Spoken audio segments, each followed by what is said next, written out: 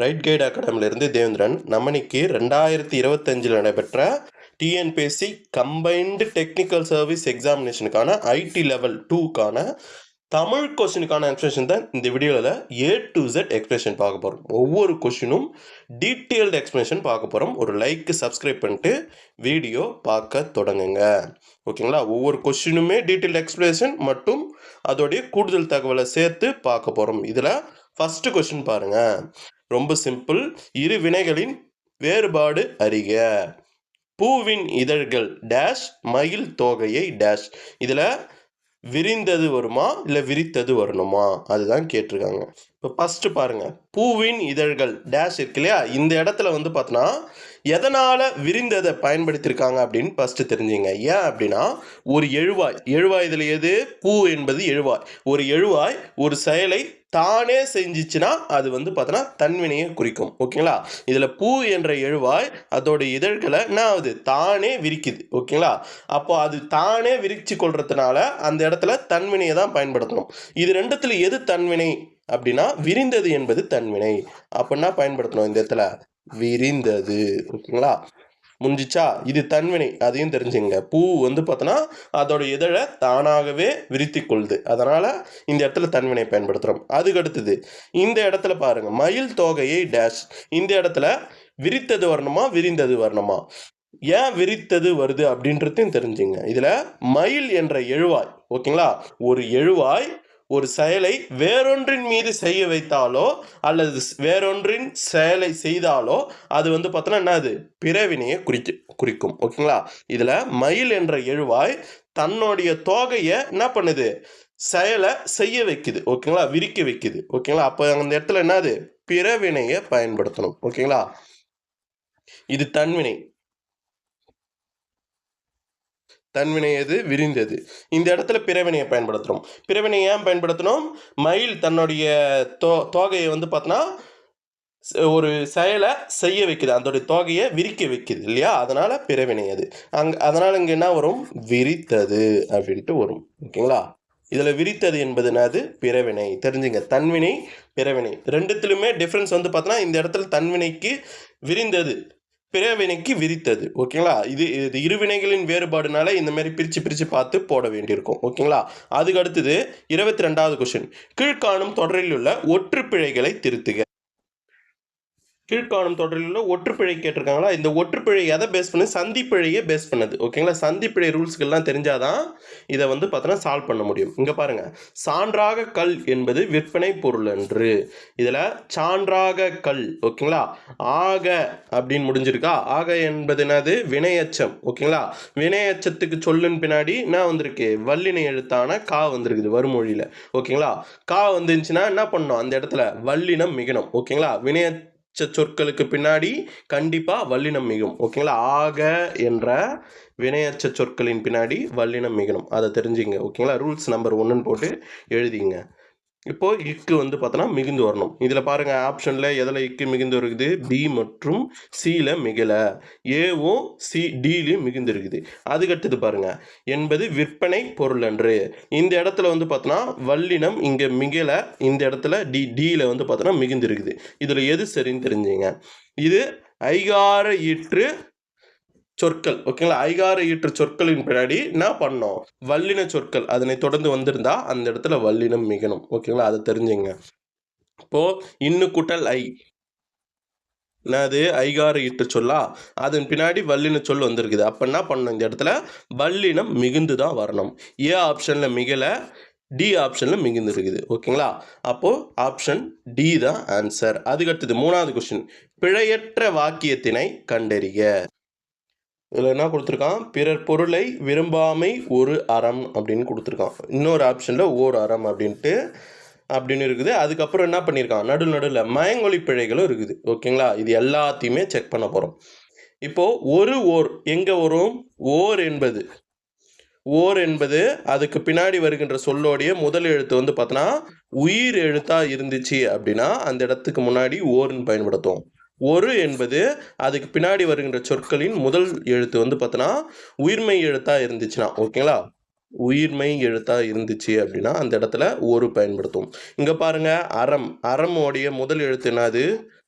உயிரெழுத்துக்கு முன்னாடி ஒரு பயன்படுத்தக்கூடாது, அதனால் ஏ ஆப்ஷன் தூக்குங்க. இது 3த்துலேயும் ஓன்னு பயன்படுத்தியிருக்காங்களா, அப்போ 3த்துல ஏதோ ஒன்று தான் ஆன்சர். ஓகேங்களா? இங்கே பாருங்கள், மயங்கொலி பிழைகள். பொருளை குண்டு லகரம் வரக்கூடாது. ஓகேங்களா? பெரியலா தான் வரணும். ஓகேங்களா? அப்போது பி ஆப்ஷனையும் தூக்குங்க. விரும்பாமை. இந்த விரும்பாமை வந்து பார்த்தோன்னா என்னது, இடையினம் ரகரம் தான் வரணும். ஓகேங்களா? இதில் பாருங்கள், வல்லின ரகரம் கொடுத்துருக்கோம். அப்போது டி ஆப்ஷன் தூக்குங்க. ஓகேங்களா?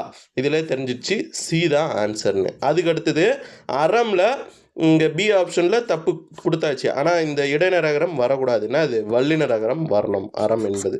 ஓகேங்களா? அதையும் தெரிஞ்சுங்க. அவ்வளோதான். அப்போ சி தான் ஆன்சர். அதுக்கு அடுத்தது சில மயங்கொலி சொற்கள் பார்க்கலாமா? இதில் பாருங்க, ஒலி. இந்த ஒலி வந்து பார்த்தோன்னா என்னது, சத்தத்தை குறிக்குது. இந்த ஒலி வந்து பார்த்தோன்னா வெளிச்சத்தை குறிக்குது. இந்த ஒளி வந்து பார்த்தோன்னா அழித்தல் அல்லது நீங்குதலை குறிக்கக்கூடியது. அதுக்கு அடுத்தது மனம்.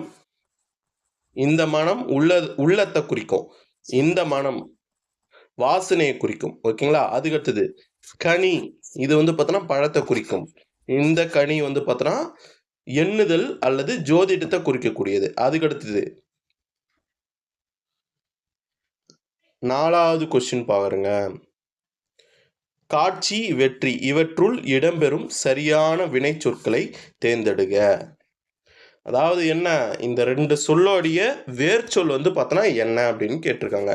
காட்சி எந்த சொல்லிலிருந்து உருவானது, எந்த வேர்ச்சொல்லிலிருந்து உருவாதுன்னா கான் கூட்டல் சி. ஓகேங்களா? அப்போ கான் என்பது என்னது, வேர்ச்சொல். கான் என்ற சொல்லிலிருந்து தான், அதாவது பார் என்ற பொருளில் வரும். அந்த கான் இருந்து தான் காட்சி உருவாகுது. ஓகேங்களா? காட்சி என்ற தொழிற்பெயர் உருவாகுது. ஓகேங்களா? அப்போது இதோடைய காட்சியோடைய வேர் சொல்லுனது கான். அதுக்கடுத்தது வெற்றி. வெற்றின்னு வருது இல்லையா, அப்போ வெற்றி என்பது தொழிற்பெயர். அது வந்து பார்த்தோன்னா அதோடைய வேர் சொல்லுனது வெல் கூட்டல் ரி. ஓகேங்களா? அப்போ வெல் என்பது தான் இதோடைய வேர்ச்சொல். ஓகேங்களா? கான் மற்றும் வெல் என்பது இதோடைய வேர்ச்சொல். அதுக்கடுத்தது 5வது கொஸ்டின், எதிர்ச்சொல் அறிக.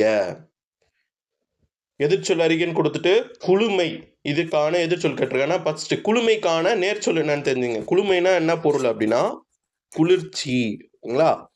குளிர்ச்சி அல்லது சிலுசிலுப்பான தன்மையை குறிக்கக்கூடியது. இதோட எதிர்ச்சொல் தானே கேட்டிருக்கான். குளிர்ச்சிக்கு எதிர்ச்சொல் என்னது, வெப்பம். ஓகேங்களா? அப்போ வெப்பம் என்ற பொருள் தருகின்ற சொற்கள் கீழே அதில் இருக்குதுன்னு பாருங்க. வெம்மை. வெம்மை என்றால் வெப்பம் என்று பொருள். ஓகேங்களா? வெப்பம் அல்லது சூடு என்று பொருள்ல வரும். ஓகேங்களா? அப்போ ஆப்ஷன் சி தான் இதற்கான ஆன்சர். அதுக்கடுத்தது 6வது கொஸ்டின், பிறமொழி சொல்லுக்கு இணையான தமிழ் சொல்லை கண்டறிதல். Photo copier. ஓகேங்களா? ஃபோட்டோ காப்பியர் என்ற ஆங்கில சொல்லுக்கு இணையான தமிழ் சொல் என்ன? ஃபஸ்ட்டு இந்த சொல்லே தெளிவாக புரிஞ்சுக்கணும். ஃபோட்டோ என்பது தெளிவாக போட்டுறீங்க, என்னது ஒளிப்படின்னு போட்டுறீங்க. ஆனால் இதில் காப்பியர் என்ற வார்த்தை இருக்குது இல்லையா, அந்த காப்பியர் என்பது எல்லாமே கண்ணை மூடிட்டு என்ன பண்ணுங்க, நகல்னு போடுவீங்க. ஓகேங்களா? நல்லா தெரிஞ்சுங்க, காப்பி என்பது தான் நகலை குறிக்கும். ஓகேங்களா? நகல் அல்லது படி என்பது என்ற பொருளில் வரும். காப்பியர்னு வந்துச்சு அப்படின்னா அந்த செயல், ஓகேங்களா, காப்பி பண்ணது நகல் எடுக்குது இல்லையா, அந்த இயந்திரத்தை குறிக்கக்கூடிய வார்த்தை.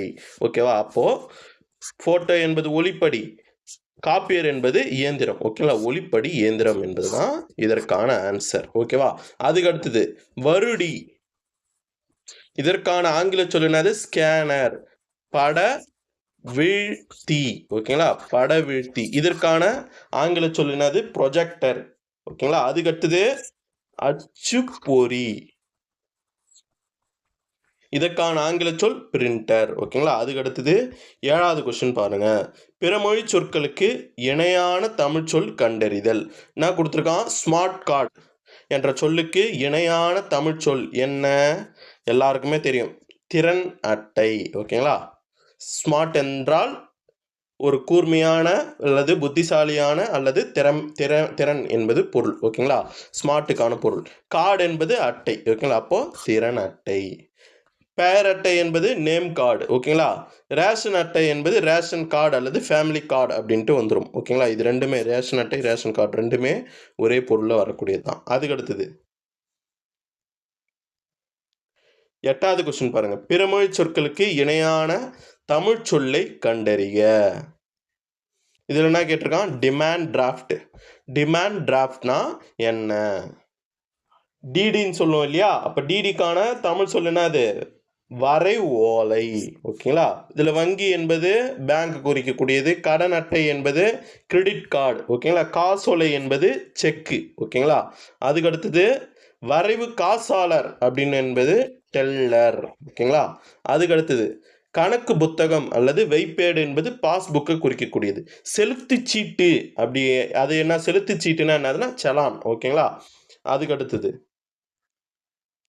9வது கொஸ்டின் பாருங்க. பிறமொழி சொற்களுக்கு இணையான தமிழ் சொல்லை கண்டறிக. பிறமொழி சொல்லுக்கு இணையான தமிழ் சொல் கேட்டிருக்காங்களா? இதில் பாருங்க, விஸ்தாரம் என்பதற்கான தமிழ் சொல் என்ன? பெரும்பரப்பு. ஓகேங்களா?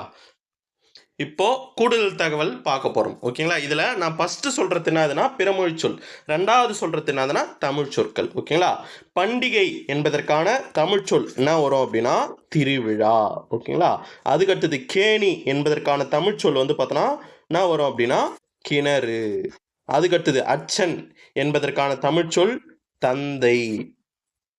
அதுக்கடுத்தது பாழி என்பதற்கு தமிழ் சொல் வந்து பார்த்தோன்னா சிறுகுளம். ஓகேங்களா? அதுக்கடுத்தது பந்தயம் என்பதற்கு தமிழ் சொல் பணயம். வெள்ளம் என்பதற்கு தமிழ் சொல் வந்து பார்த்தோன்னா நன்னீர். ஓகேவா? நன்னீர் என்பது. அதுக்கடுத்தது ஆஸ்பத்திரிக்கு தெரியும், தமிழில் மருத்துவமனைன்னு சொல்லுவாங்க. அதுக்கடுத்தது ஜமக்காலம் என்பதற்கான தமிழ் சொல் வந்து பார்த்தோன்னா விரிப்பு.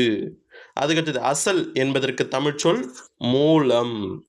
வேடிக்கை என்பதற்கு தமிழ் சொல் காட்சி. அதுக்கடுத்தது வியாபாரம் என்பதற்கு தமிழ் சொல் வாணிபம். அதுக்கடுத்தது இலாக்கா என்பதற்கு தமிழ் சொல் என்னது? துறை. அதுக்கடுத்தது மகசூல் என்பதற்கு தமிழ் சொல் விளைச்சல். அதுக்கடுத்தது தபால் என்பதற்கு தமிழ் சொல் அஞ்சல். அதுக்கடுத்தது தயார் என்பதற்கு தமிழ் சொல் ஏற்பாடு. அதுக்கடுத்தது நபர் என்பதற்கு தமிழ் சொல் ஆள். அதுக்கடுத்தது புகார் என்பதற்கு தமிழ் சொல் முறையீடு. சாவி என்பதற்கு தமிழ் சொல் திறவுகோல். ஓகேங்களா? அதுக்கடுத்தது சொன்றி என்பதற்கு தமிழ் சொல் சோறு. ஓகேவா? இது சொல்லும் பொருளில் கூட வரும். ஓகேங்களா? அதுக்கடுத்து பட்டாளம் என்பதற்கு தமிழ் சொல் படைப்பிரிவு. ஓகேங்களா? கடுதாசி என்பதற்கு தமிழ் சொல் எழுதும் தாள். வாடிக்கை என்பதற்கு தமிழ் சொல் வழக்கம். ஓகேங்களா? அதுக்கடுத்தது சர்க்கார் என்பதற்கு தமிழ் சொல் அரசு. வாய்தா என்பதற்கு தமிழ் சொல் நிலவரி. சிப்பாய் என்பதற்கு தமிழ் சொல் போர் வீரன். அதுக்கடுத்தது கோர்ட் என்பதற்கு தமிழ் சொல் தெரியும், நீதிமன்றம். சிபாரிசுனா பரிந்துரை. பந்தோபஸ்து பாதுகாப்பு. ஜன்னல் காலதர். ஓகேங்களா? ஜன்னலுக்கு என்ன வருது? காலதர். இதெல்லாம் தெரிஞ்சு வச்சுங்க, இந்தமாரி கொஸ்டின் தான் கேட்பான். அதுக்கடுத்தது குசினி. ஓகேங்களா? குசினி இதுக்கான தமிழ் சொல் சமையலறை. ஓகேங்களா? இந்த மாதிரி தான் வார்த்தைகள் வாழில் நொய்யாழ்து இருக்கிறது தான் கேட்பான். ஓகேங்களா? அதுக்கடுத்தது எச்சரிக்கை அப்படின்னா முன்னறிவிப்பு. அதுக்கடுத்தது சவால் என்பது அரைக்கூவல். குஸ்தி என்பது குத்துச்சண்டை. தயார் என்பது ஆயத்தம். பட்டா என்பது உரிமை. அதுக்கடுத்தது நிருபர் செய்தியாளர். தேசம் நாடு. வாசகர் படிப்பவர். விமர்சனம் திறனாய்வு. பத்திரிகை இதழ். நான் ஃபஸ்ட்டு சொல்கிறது பிறமொழி சொற்கள், ரெண்டாவது சொல்கிறது தமிழ் சொற்கள். அப்படியே கேளுங்க. ஓகேங்களா? காதால் கேளுங்க, நீங்கள் எதுவும் இது பண்ண தேவையில்ல. ஆச்சரியம்னா வியப்பு. விஞ்ஞானம் அறிவியல். சித்திரம் ஓவியம். ஜாமீன் பிணை. பிரசுரித்தல் வெளியிடுதல். பிரசுரம் செய்கிறாங்க அப்படின்னு சொல்லுவாங்களே, அதாவது வெளியிடுறது. உத்தேசம் கருத்துகை. தீர்மானம் முடிவு. அபிவிருத்தி மிகு வளர்ச்சி. வருடம் ஆண்டு. மாதம் திங்கள். விடம் நஞ்சு அல்லது விஷம் சொல்லுவாங்க. ஓகேங்களா? சக்கரம் உருளை வட்டம். ஓகேங்களா? அதுக்கடுத்தது ரத்தம்னா குருதி. தேசம்னா நாடு. அச்சன்னா பார்த்தாச்சு தந்தைன்னு. வித்தியாசம் வேறுபாடு. அதுக்கடுத்தது உற்சாகம் மகிழ்ச்சி. விசா நுழைவு இசைவு. லட்சியம் குறிக்கோள். அதிபர் தலைவர். ஆச்சரியம் வியப்பு. ஆரம்பம் தொடக்கம். அதுக்கடுத்தது சதம் 100. யுகம் தலைமுறை. அபாயம் இடர். ராச்சியம் நாடு. தேகம் மேனி அல்லது உடல். சரித்திரம் வரலாறு. முக்கியத்துவம் இன்றியமையாமை. அதுக்கடுத்தது சொந்தம் உறவு. ஆதி தோற்றம். உத்தரவு கட்டளை.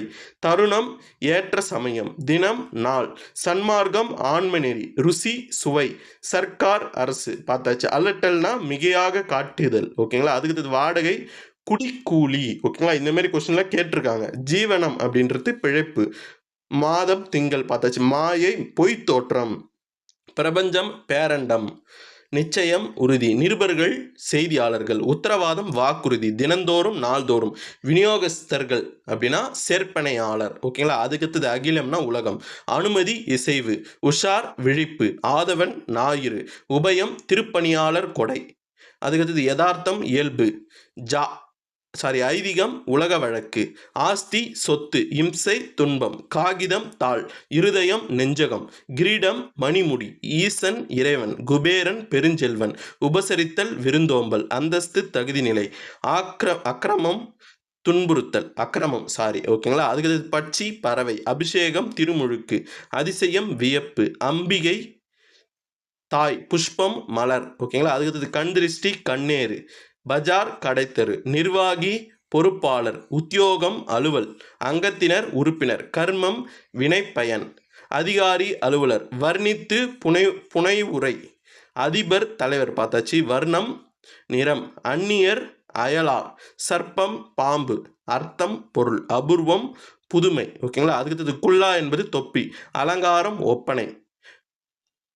அலமாரி அடுக்கு மாடம். அம்சம் பகுதி. ஓகேங்களா? போதும். அதுக்கு அடுத்தது எதிர்கால பெயரெச்சத்தை கண்டறிய. இதில் கீழே இருக்கக்கூடியதில் எது எதிர்கால பெயரெச்சம் அப்படின்னு கேட்டிருக்கான். ஃபஸ்ட்டு நீங்கள் என்ன தெரிஞ்சுக்கணும் அப்படின்னா இடைநிலைகள் இருக்கும். ஓகேங்களா? இடைநிலைகள்லாம் தெரிஞ்சுங்க. இத்து இட்டு இரு இன்னு இது நாலுமே எதோடைய இடைநிலை அப்படின்னா இறந்த காலத்துக்கான இடைநிலை. ஓகேங்களா? இதெல்லாம் எழுதி வச்சுங்க அல்லது மனப்பாடம் பண்ணிங்க. அதுக்கடுத்தது கிரு கின்று அல்லது ஆனின்று. இது மூன்றுமே நிகழ்கால இடைநிலைகள். ஓகேங்களா? நிகழ்கால இடைநிலைகள். ஓகேங்களா? அதுக்கடுத்தது இப்பு இவ்வு. இது ரெண்டுமே எதுக்கான இடைநிலைகள்? எதிர்கால இடைநிலைகள். ஓகேங்களா? எதிர்காலத்துக்கான இடைநிலைகள். ஓகேவா? இப்போ பாருங்க, ஃபர்ஸ்ட் கொஸ்டின் என்ன கொடுத்துருக்கான்? எதிர்கால பெயரெச்சத்தை கண்டறி சொல்றான். ஏ ஆப்ஷன் பாருங்க. பாடுகின்ற பாடல் அப்படின்னு இருக்கா. கிருகின்ற ஆனின்று என்ற இடைநிலை வந்திருக்குது இல்லையா? அப்படின்னா அது நிகழ்கால பெயரெச்சம். ஓகேங்களா? பாடிய பாடல். பாடிய பாடல் என்பது ஆவிகுதி. ஆவிகுதி வந்துச்சுனாலே அதுனா அது இறந்த காலத்தை குறிக்கக்கூடியது. செயல் முடிஞ்சதை குறிக்கக்கூடியது. இறந்த கால பெயரெச்சம். ஓகேங்களா? அதுக்கு அடுத்தது பாடும் பாடல். இதில் என்ற விகுதி வந்திருக்குது. பாடும். ஓகேங்களா? என்ற விகுதி வந்தாலே அது எதிர்கால பெயரெச்சம். அவ்வளோதான். அது எழுதி வச்சுங்க. பாடும் பாடல் வந்து பார்த்தோன்னா நிறைய பேர் கன்ஃபியூஸ் ஆவீங்க. என்ற விகுதி வந்துச்சுனாலே நீங்கள் என்ன பண்ணுறீங்க? எதிர்காலத்துக்கான பெயரெச்சம் அப்படின்னு போட்டுருங்க. ஓகேங்களா? அது தொடர்ந்து என்ன வருதுன்னு பாருங்கள். பெயர் சொல்லை கொண்டு முடிஞ்சிருக்கா இல்லை வினை சொல்லை கொண்டு முடிஞ்சிருக்கான்னு செக் பண்ணிவிட்டு அது என்னது எதிர்கால பெயரெச்சம்னு போடுங்க. அவ்வளோதான். அதுக்கு அடுத்தது பாடல் பாடி இந்தமாரி ஒரு சொல் வந்து பார்த்தோன்னா கிடையாது. அதுக்கு அடுத்தது பெரு என்னும் வேர் சொல்லின் வினையாளனின் பெயரை கண்டறிய. ஃபர்ஸ்ட் வினையாளனின் பெயர்னா என்னது? வினை. ஒரு வினை முற்றுச்சொல் வந்து பார்த்தோன்னா அது வினையின் தன்மையை விட்டு விட்டு அந்த செயலை செய்த நபரை அல்லது கருத்தாவை குறிக்கும் பெயராக மாறினால் அது வந்து பார்த்தோன்னா அது வினையாளனியும் பெயர். ஓகேங்களா? இதில் பெரு என்ற வேர் சொல்லுடைய வினையாளனியும் பெயர் தான் கேட்டிருக்காங்க. வினையாளனின் பெயர் பெரும்பாலும் எப்படி வரும் அப்படின்னா அவன் லாஸ்ட்டில் விகுதி சொல்கிறேன். அவன் அவள் அவர் அந்த மாரி வரும். ஓகேங்களா? இந்த 4 ஆப்ஷனில் பாருங்கள்.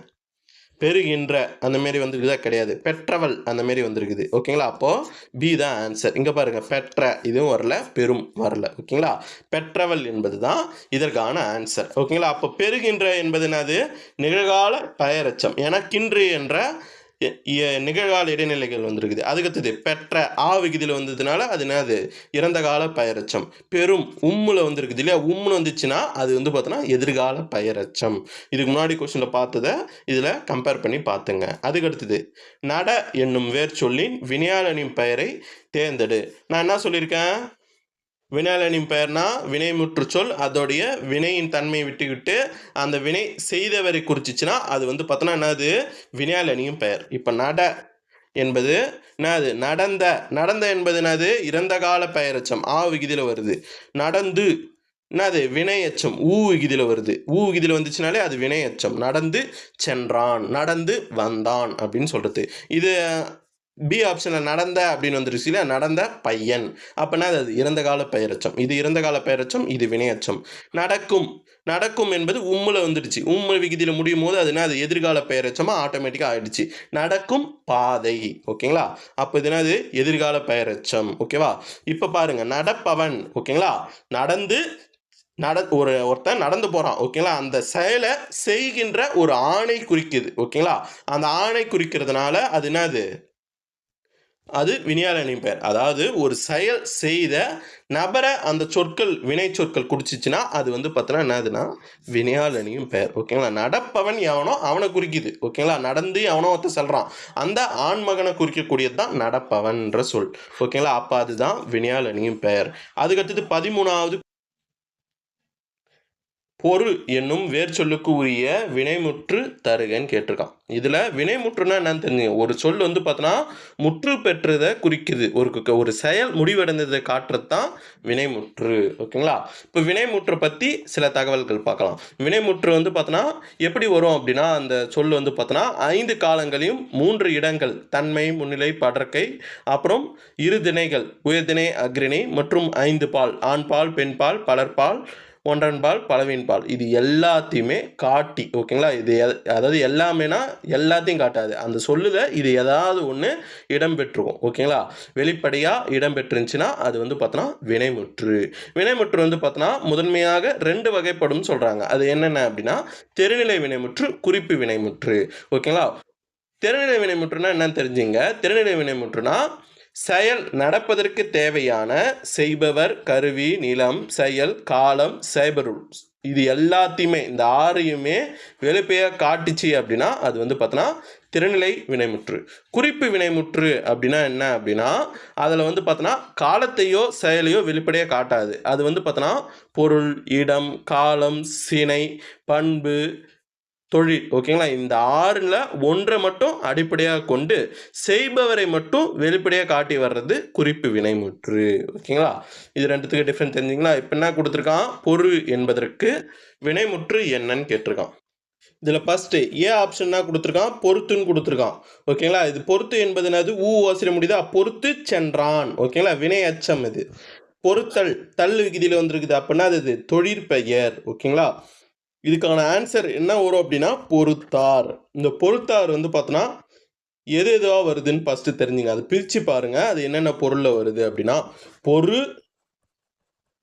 கூட்டல் இத்து கூட்டல் இத்து கூட்டல் ஆறுன்னு வரும். ஓகேங்களா, இதில் இத்து என்பது என்னது சந்தி, இதில் பொரு என்பது வேர்ச்சொல். ஓகேங்களா, இதில் 2வது இத்து வருது இல்லையா, இந்த இத்து வந்து பார்த்தோன்னா என்னது இத்து, இட்டு, இரு, இன்னு, இந்த 4மே வந்துச்சுன்னா அது வந்து பார்த்தோன்னா இறந்த கால இடைநிலைகள். ஓகேங்களா, அப்போ பொறுத்தார் என்பது என்னது இறந்த காலத்தை குறிக்கக்கூடிய சொல். ஓகேங்களா, அதுக்கடுத்தது ஆர் என்பது என்ன, படர்க்கை, பலர்பால். ஓகேங்களா, படர்க்கை குறிக்கக்கூடியது, பலர்பாலை குறிக்கக்கூடிய வினைமுற்று சொல் தான் இந்த பொறுத்தார். ஓகேங்களா, அதுக்கடுத்தது இது வந்து பார்த்தோன்னா ஒரு உயர்திணையை குறிக்கக்கூடியது. வேற என்ன இதில் பார்க்கலாம், இது அப்புறம் இன்னொன்று தெரிஞ்சுங்க. இது வந்து பார்த்தோன்னா தெரிநிலை வினைமுற்று, அதையும் தெரிஞ்சுங்க. ஓகேங்களா, இதில் செய்பவர், கருவி, நிலம், காலம், செய்பொருள், செயல் எல்லாத்தையுமே காட்டியிருக்கும். ஓகேங்களா, அவ்வளோதான், அவ்வளோ டீட்டெயில் உங்களுக்கு போதும். அதுக்கடுத்தது 14வது கொஸ்டின், வேர் சொல்லை கண்டறிய. வந்தான் என்பதற்கான வேர் சொல் வந்து பார்த்தோன்னா என்ன, வேர் சொல்னா என்னது கட்டளை பொருளில் வரும். ஓகேங்களா, ஒரு சொல்லோடைய ஆணிவேர் அல்லது அடிப்படை தான் வேர்ச்சொல். அது வந்து பார்த்தோன்னா என்னது கட்டளை பொருள், ஏவல் பொருளில் வரும். ஓகேங்களா, வந்தான் அதுக்கான சொல் வந்து பார்த்தோன்னா கட்டளையாக சொல்லணும்னா எப்படி சொல்லுவோம், இங்கே வா அல்லது அங்கே வா அப்படின்னு சொல்றது. ஓகேங்களா, வா என்று கட்டளையிடுறது. இப்போ ஆப்ஷன் சி தான் இதற்கான ஆன்சர். அப்போ வந்து என்பது என்னது வினையச்சம், ஊ ஓசில முடியுது. வந்த ஆ ஓசில முடியுது. அப்போ என்னது அது பெயரெச்சம். ஓகேங்களா, வருக கா விகுதி வந்துடுது இல்லையா, கா விகுதியில் வந்துச்சுனாலே வாழ்த்துதல், வைதல், விதித்தல், வேண்டல் ஆகிய பொருளில் ஏதாவது ஒரு பொருளில் வரும். அப்படி வந்துச்சுனாலே அது வந்து பார்த்தோன்னா என்னது அப்படின்னா வியங்கோல் வினைமுற்று. அதுக்கடுத்தது 15வது கொஸ்டின், சொல்லின் முதலில் வரும் வினா எழுத்துக்களை கண்டறிக. ஃபர்ஸ்ட் வினா எழுத்துக்கள் எத்தனை வகைப்படும் அப்படின்னு தெரிஞ்சுங்க. ஓகேங்களா? வினா எழுத்துக்கள் எத்தனை வகைப்படும்? 5 வகைப்படும். அது என்னென்ன? ஏ, யா, அதுக்கடுத்தது ஆ, சாரி ஏ, அதுக்கப்புறம் ஆ, ஓ. ஓகேங்களா? இது 5மே வினா எழுத்துக்கள். ஓகேங்களா? இந்த வரிசையிலே எழுதிங்க. இது கொஞ்சம் உங்களுக்கு மெமரி பண்றதுக்கு கொஞ்சம் ஈஸியா இருக்கும். ஓகேங்களா? இந்த வரிசையிலே ஞாபகம் வச்சுக்கங்க. இதுல ஏ மற்றும் யா இது 2மே இருக்குது இல்லையா? இது வந்து பார்த்தீங்கன்னா, வினா எழுத்தோடைய அதாவது சொல்லின் முதலில் வரும். ஓகேங்களா? வினா பொருளை தருகின்ற ஒரு சொல் வருது இல்லையா? அந்த சொல்லுடைய முதல்ல வரும். ஓகேங்களா? இப்ப ஏ என்பதற்கான எது, எங்கே, எப்படி, எவ்வகை அதெல்லாம் ஏ என்ற முதல் வினா சொற்கள் சொல்லின் முதல்ல வர்றதுக்கான எக்ஸாம்பிள். யா யா என்பது வினா சொல்லுடைய முதல்ல வர்றதுக்கான எக்ஸாம்பிள்.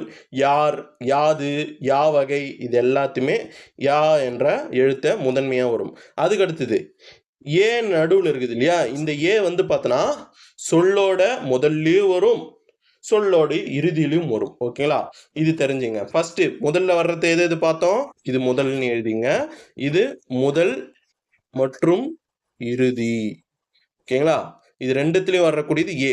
இந்த ஆ மற்றும் ஓ 2மே இருக்குது இல்லையா? இந்த 2மே வந்து பார்த்தோன்னா சொல்லோடைய அதாவது வினா சொல்லோடைய கடைசியில வரும். ஓகேங்களா?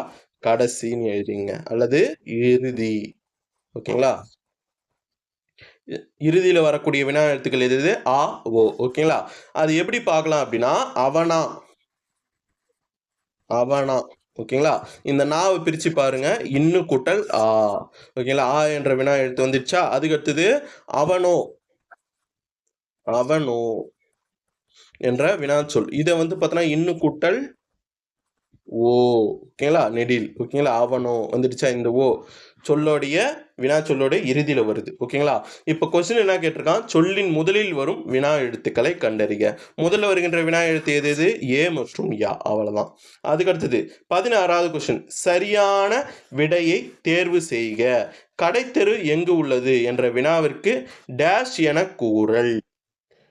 இப்போ இது கொஸ்டின் பார்க்கறதுக்கு முன்னாடி விடை வகைகள் விடை வகைகள் வந்து பார்த்தோன்னா எத்தனை அப்படின்ட்டு தெரிஞ்சுங்க. எத்தனை அப்படின்னா 8 வகைப்படும். அது என்னென்ன அப்படின்ட்டு பார்க்கலாம். ஓகேங்களா? அதில் என்னென்ன அப்படின்னா ஃபர்ஸ்ட் சுட்டு விடை, மறைவிடை, நேர் விடை. ஓகேங்களா? இது 3மே வந்து பார்த்தோன்னா வெளிப்படை விடை. ஓகேங்களா? அதுக்கு அடுத்தது வரக்கூடிய 5 விடைகள். ஓகேங்களா? ஏவல் விடை, வினா எதிர் வினாதல் விடை, உற்றது உரைத்தல் விடை, உருவது கூறல் விடை, இனமொழி விடை. இந்த 5மே வந்து பார்த்தோன்னா என்னது? குறிப்பு விடை. ஏன் வந்து பார்த்தோன்னா வெளிப்படை விடை, குறிப்பு விடைன்னு சொல்கிறோம் அப்படின்னா, ஒரு கேள்விக்கு நேரடியாக அல்லது வெளிப்படையாக ஒரு பதிலை சொல்லுச்சு அப்படின்னா அது வந்து பார்த்தோன்னா என்னது? வெளிப்படை விடை. ஓகேங்களா? இதில் வெளிப்படையாக சொல்லக்கூடியது இது சுட்டு விடை, மறைவிடை, நேர் விடை. ஓகேங்களா? சுட்டு விடை என்பது சுட்டிக்காட்டி விடை கூறுவது சுட்டு விடை. மறைவிடை என்பது என்னது? ஒரு செயலை செய்வாயா, இப்ப கடைக்கு போவாயா அப்படின்னு கேட்டா போக மாட்டேன் அப்படின்ட்டு மறுத்து கூறுச்சுன்னா அது வந்து பார்த்தோன்னா மறைவிடை. நேர்விடை என்பது செய்வேன், ஒரு செயலை செய்வாயா அப்படின்னு கேட்டா நான் செய்வேன் அப்படின்ட்டு உடன்பட்டு கூறும். ஓகேங்களா? நேர்மறை விடைய நேர்விடைன்னு சொல்லுவாங்க. ஓகேங்களா? அதுக்கு அடுத்தது குறிப்பு விடைன்னு பார்த்தீங்கன்னா குறிப்பு விடை அப்படின்னா என்னதுன்னா இது வந்து பார்த்தோன்னா நேரடியாக விடை சொல்லாமல் என்ன பண்ணுன்னா குறிப்பால விடையை உணர்த்தும். ஓகேங்களா? இப்போ ஏவல் விடை, இதில் ஏவல் விடை ஃபர்ஸ்ட் பார்த்தோமா? ஏவல் விடைனா இந்த வேலையை செய்கிறாயா அப்படின்னு கேட்டால் நீயே செய் அப்படின்ட்டு சொல்கிறோம். ஓகேங்களா?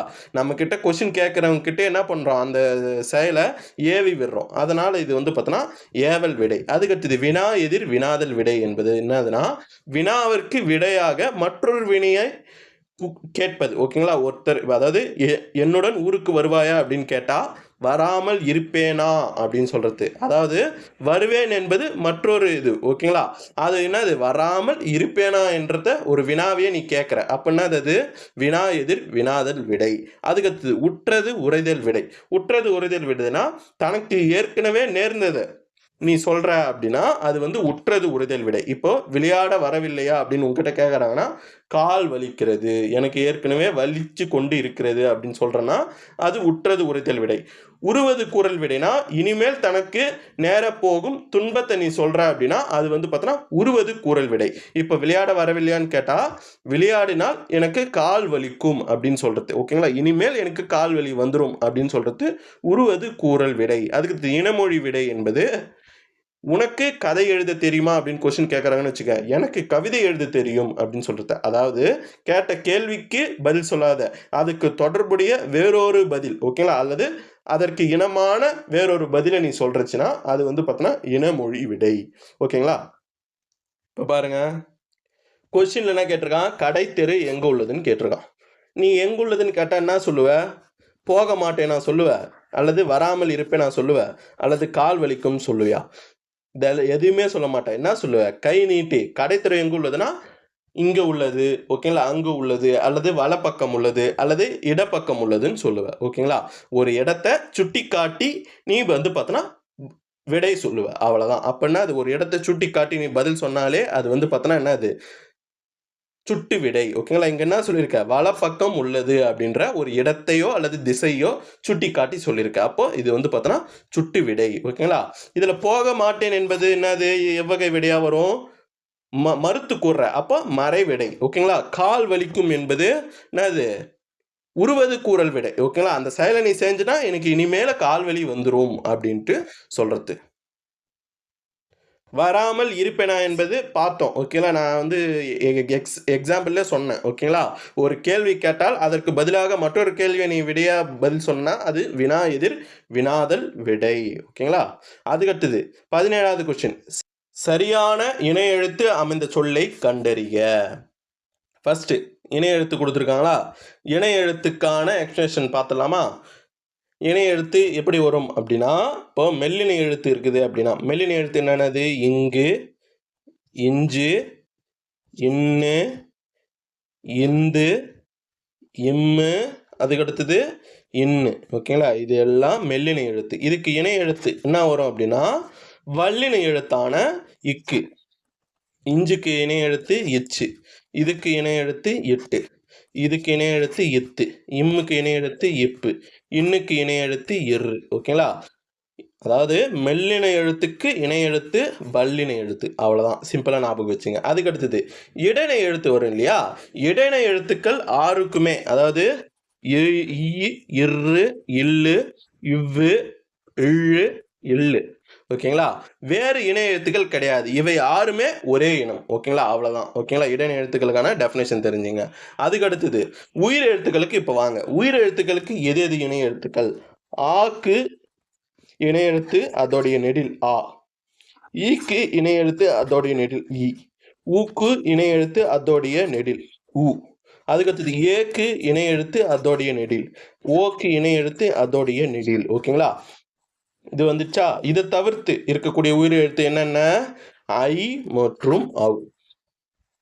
ஓகேங்களா, இது வந்து பார்த்தோன்னா சிங்கிளாக இருக்கும். ஓகேங்களா, இதுக்கு குறியீடு எழுத்து கிடையாது. இப்போ இதுக்கு இணை எழுத்து என்ன அப்படின்னா இந்த ஐயை நீட்டி ஒழிச்சு பாருங்க, ஐ. ஓகேங்களா, இ என்ற சவுண்ட் வருது இல்லையா, அப்போ ஐக்கான இணை எழுத்து இ. அவு, அவ்வையும் நீட்டி ஒழிச்சு பாருங்க, அவு, அவு சவுண்ட் வருது இல்லையா, அப்போ ஊ என்பது அவுக்கான இணை எழுத்து. அதுக்கு அடுத்தது ஆயுத எழுத்து இருக்கு இல்லையா, ஆயுத எழுத்துக்கு இணை எழுத்து கிடையாது. ஓகேங்களா, அதை தனி எழுதி வச்சுங்க, அவ்வளோதான். இணை எழுத்துலேருந்து கொஸ்டின் கேட்கணும்னா நம்ம A to Z பார்த்தாச்சு. இப்போ என்ன கேட்டிருக்கான் இந்த கொஸ்டினில், சரியான இணை எழுத்து அமைந்த தொடர் எது அப்படின்னு கேட்டிருக்கான். ஓகேங்களா, இங்கே பார்த்தேன் இல்லையா, டெலிட் பண்ணிட்டேன். இதில் வந்து பார்த்தோன்னா சரியாக அமைஞ்ச தொடர் வந்து பார்த்தோன்னா இஞ்சுக்கு இணை எழுத்து எச்சு தான். ஓகேங்களா, இதில் இழுன்னு இருக்கானா, இழுக்கு வந்து பார்த்தோன்னா இணை எழுத்து நான் என்ன சொல்லியிருக்கேன், இட இணை எழுத்து சொன்னேன். இட இணை எழுத்து அதற்குள்ளே இணை எழுத்து இருக்குன்னு சொல்லியிருக்கேன். ஓகேங்களா, அதனால் இது கிடையாது. ஆயுத எழுத்துக்கு இணை எழுத்து கிடையாது. ஓகேங்களா, அதுக்கு அடுத்தது இதில் மெல்லினமும் வல்லினமும் சேர்ந்து வர்றது எதுவுமே கிடையாது. ஓகேங்களா, இங்கே தான் அமைஞ்சிருக்கு, ஆப்ஷன் சியில் தான் இஞ்சுக்கு இணை எழுத்து இச்சு. ஓகேங்களா? இஞ்சு என்ற மெல்லின எழுத்துக்கு இணைய எழுத்து வல்லின எழுத்தான இச்சு சரியா வந்திருக்குது. அதுக்கடுத்தது 18வது கொஸ்டின். ஒலி மற்றும் பொருள் வேறுபாடு அறிந்து சரியான இணையை தெரிவு செய்க. கூரை இடையினர் அகரம் வர்றதுக்கும் வல்லினர் அகரம் வர்றதுக்கும் என்ன பொருள் அப்படின்ட்டு கேட்டிருக்காங்க. ஓகேங்களா? கூரை இடையினர் அகரம் எதை குறிக்குது அப்படின்னா வீட்டின் மேற்பகுதியான அமைப்பினை குறிக்குது. ஓகேங்களா? இந்த கூரை என்பது வீட்டின் மேற்பகுதியில் இருக்கக்கூடிய கூரை என்பதை குறிக்கக்கூடியது. ஓகேங்களா? வீட்டின் கூரை. அதுக்கடுத்தது இந்த கூரை வல்லினர் அகரம் வர்றது ஆடை அல்லது புடவையை குறிக்கக்கூடியது. திருமணத்தின் போது மணப்பெண் அணிவாங்க இல்லையா ஒரு சேலை, கூரை புடவைன்னு சொல்லுவாங்க தமிழ் மரபில். ஓகேங்களா? அப்போ கூரை என்பது கூரை புடவையை குறிக்கக்கூடிய வார்த்தை. சிம்பிளாக தெரிஞ்சுங்க. அதுக்கடுத்தது 19வது கொஸ்டின். சரியான விடையை தேர்ந்தெடுத்து எழுதுக. இது ரிப்பீட்டட் கொஸ்டின். ஓகேங்களா? பூ டேஷ் வீசும். இந்த மனம் வருமா இந்த மனம் வருமா? நான் இதுக்கு முன்னாடி கூடுதல் தகவல்ல நான் சொல்லியிருக்கேன். ஓகேங்களா? 3 சீனா அதாவது டன் நகரம். ஓகேங்களா? மனம் வருது இல்லையா? இது வந்து பார்த்தோன்னா வாசனையை குறிக்கும். இந்த இது வந்து பார்த்தோன்னா வாசனையை குறிக்கின்றது. ஓகேங்களா? அப்போ இங்க என்ன வரும்? பூ மனம் வீசும். மனம் இந்த மனம் தான் வரும். இந்த மனம் எதை குறிக்குது அப்படின்னா ஓகேங்களா? இந்த மனம் 2 சீனா வருது இல்லையா? இது எதை குறிக்குதுன்னா மனிதனுடைய உள்ளத்தை குறிக்கக்கூடியது மனம் என்பது. ஓகேங்களா? அதையும் எழுதுங்க. உள்ளம். இப்போ ஃபர்ஸ்ட் ஒன்றுக்கு என்னது? மனம். அதுக்கு அடுத்தது புலியின் டேஷ் சிவந்து காணப்படும். கண்ணு 2 சீனா வருமா 3 சீனா வருமா அப்படின்னா 3 சீன் என்பது தான் சரி. ஓகேங்களா? ஒரு உறுப்பை குறிக்குது. புலியோடைய கண் உறுப்பை குறிக்கக்கூடியது. அது வந்து பார்த்தோன்னா என்ன வரணும்? 3 சி தான் வரும். கண்.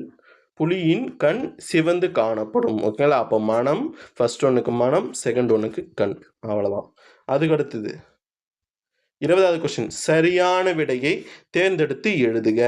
வீட்டு வாசலில் டேஷ் போட்டனர். இதில் எது கன்ஃபியூஸ் ஆகும் அப்படின்னா இது ரெண்டுமே கன்ஃபியூஸ் ஆகுது. கோலம் படம். ஓகேங்களா? இது ரெண்டுமே கன்ஃபியூஸ். ஏன்னா கோலம் என்பது தமிழில் வழக்கில் கிடையாது. படமும் போட மாட்டாங்க. இதில் கோலம் என்பது இந்த லா வருமா இந்த லா வருமா அவ்வளோதான். ஓகேங்களா?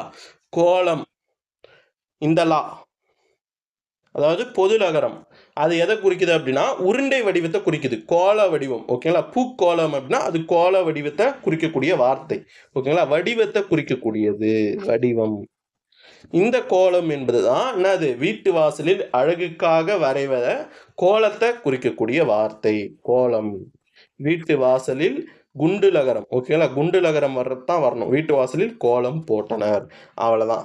அதுக்கு அடுத்தது 21வது கொஸ்டின். நெடில் குறில் மாற்றம் அறிந்து பொருள் வேறுபாடு கண்டறிக. செய் குறில் செய் நெடில் இதோடைய பொருள் என்ன? இதில் செய் என்ற குறில் குறில் வருது இல்லையா? அது வந்து பார்த்தோன்னா எந்த பொருளில் வருது அப்படின்னு தெரிஞ்சுங்க. செய் என்ற குறில் வந்து பார்த்தோன்னா ஒரு வேலையை அல்லது ஒரு செயலை செய்வதை குறிக்குது. அவ்வளோதான். ஓகேங்களா? இது எந்த பொருளில் வருது அப்படின்னா கட்டளை பொருளை தருது. இப்போ வேலையை செய் அப்படின்னு சொல்லுவோம். ஓகேங்களா?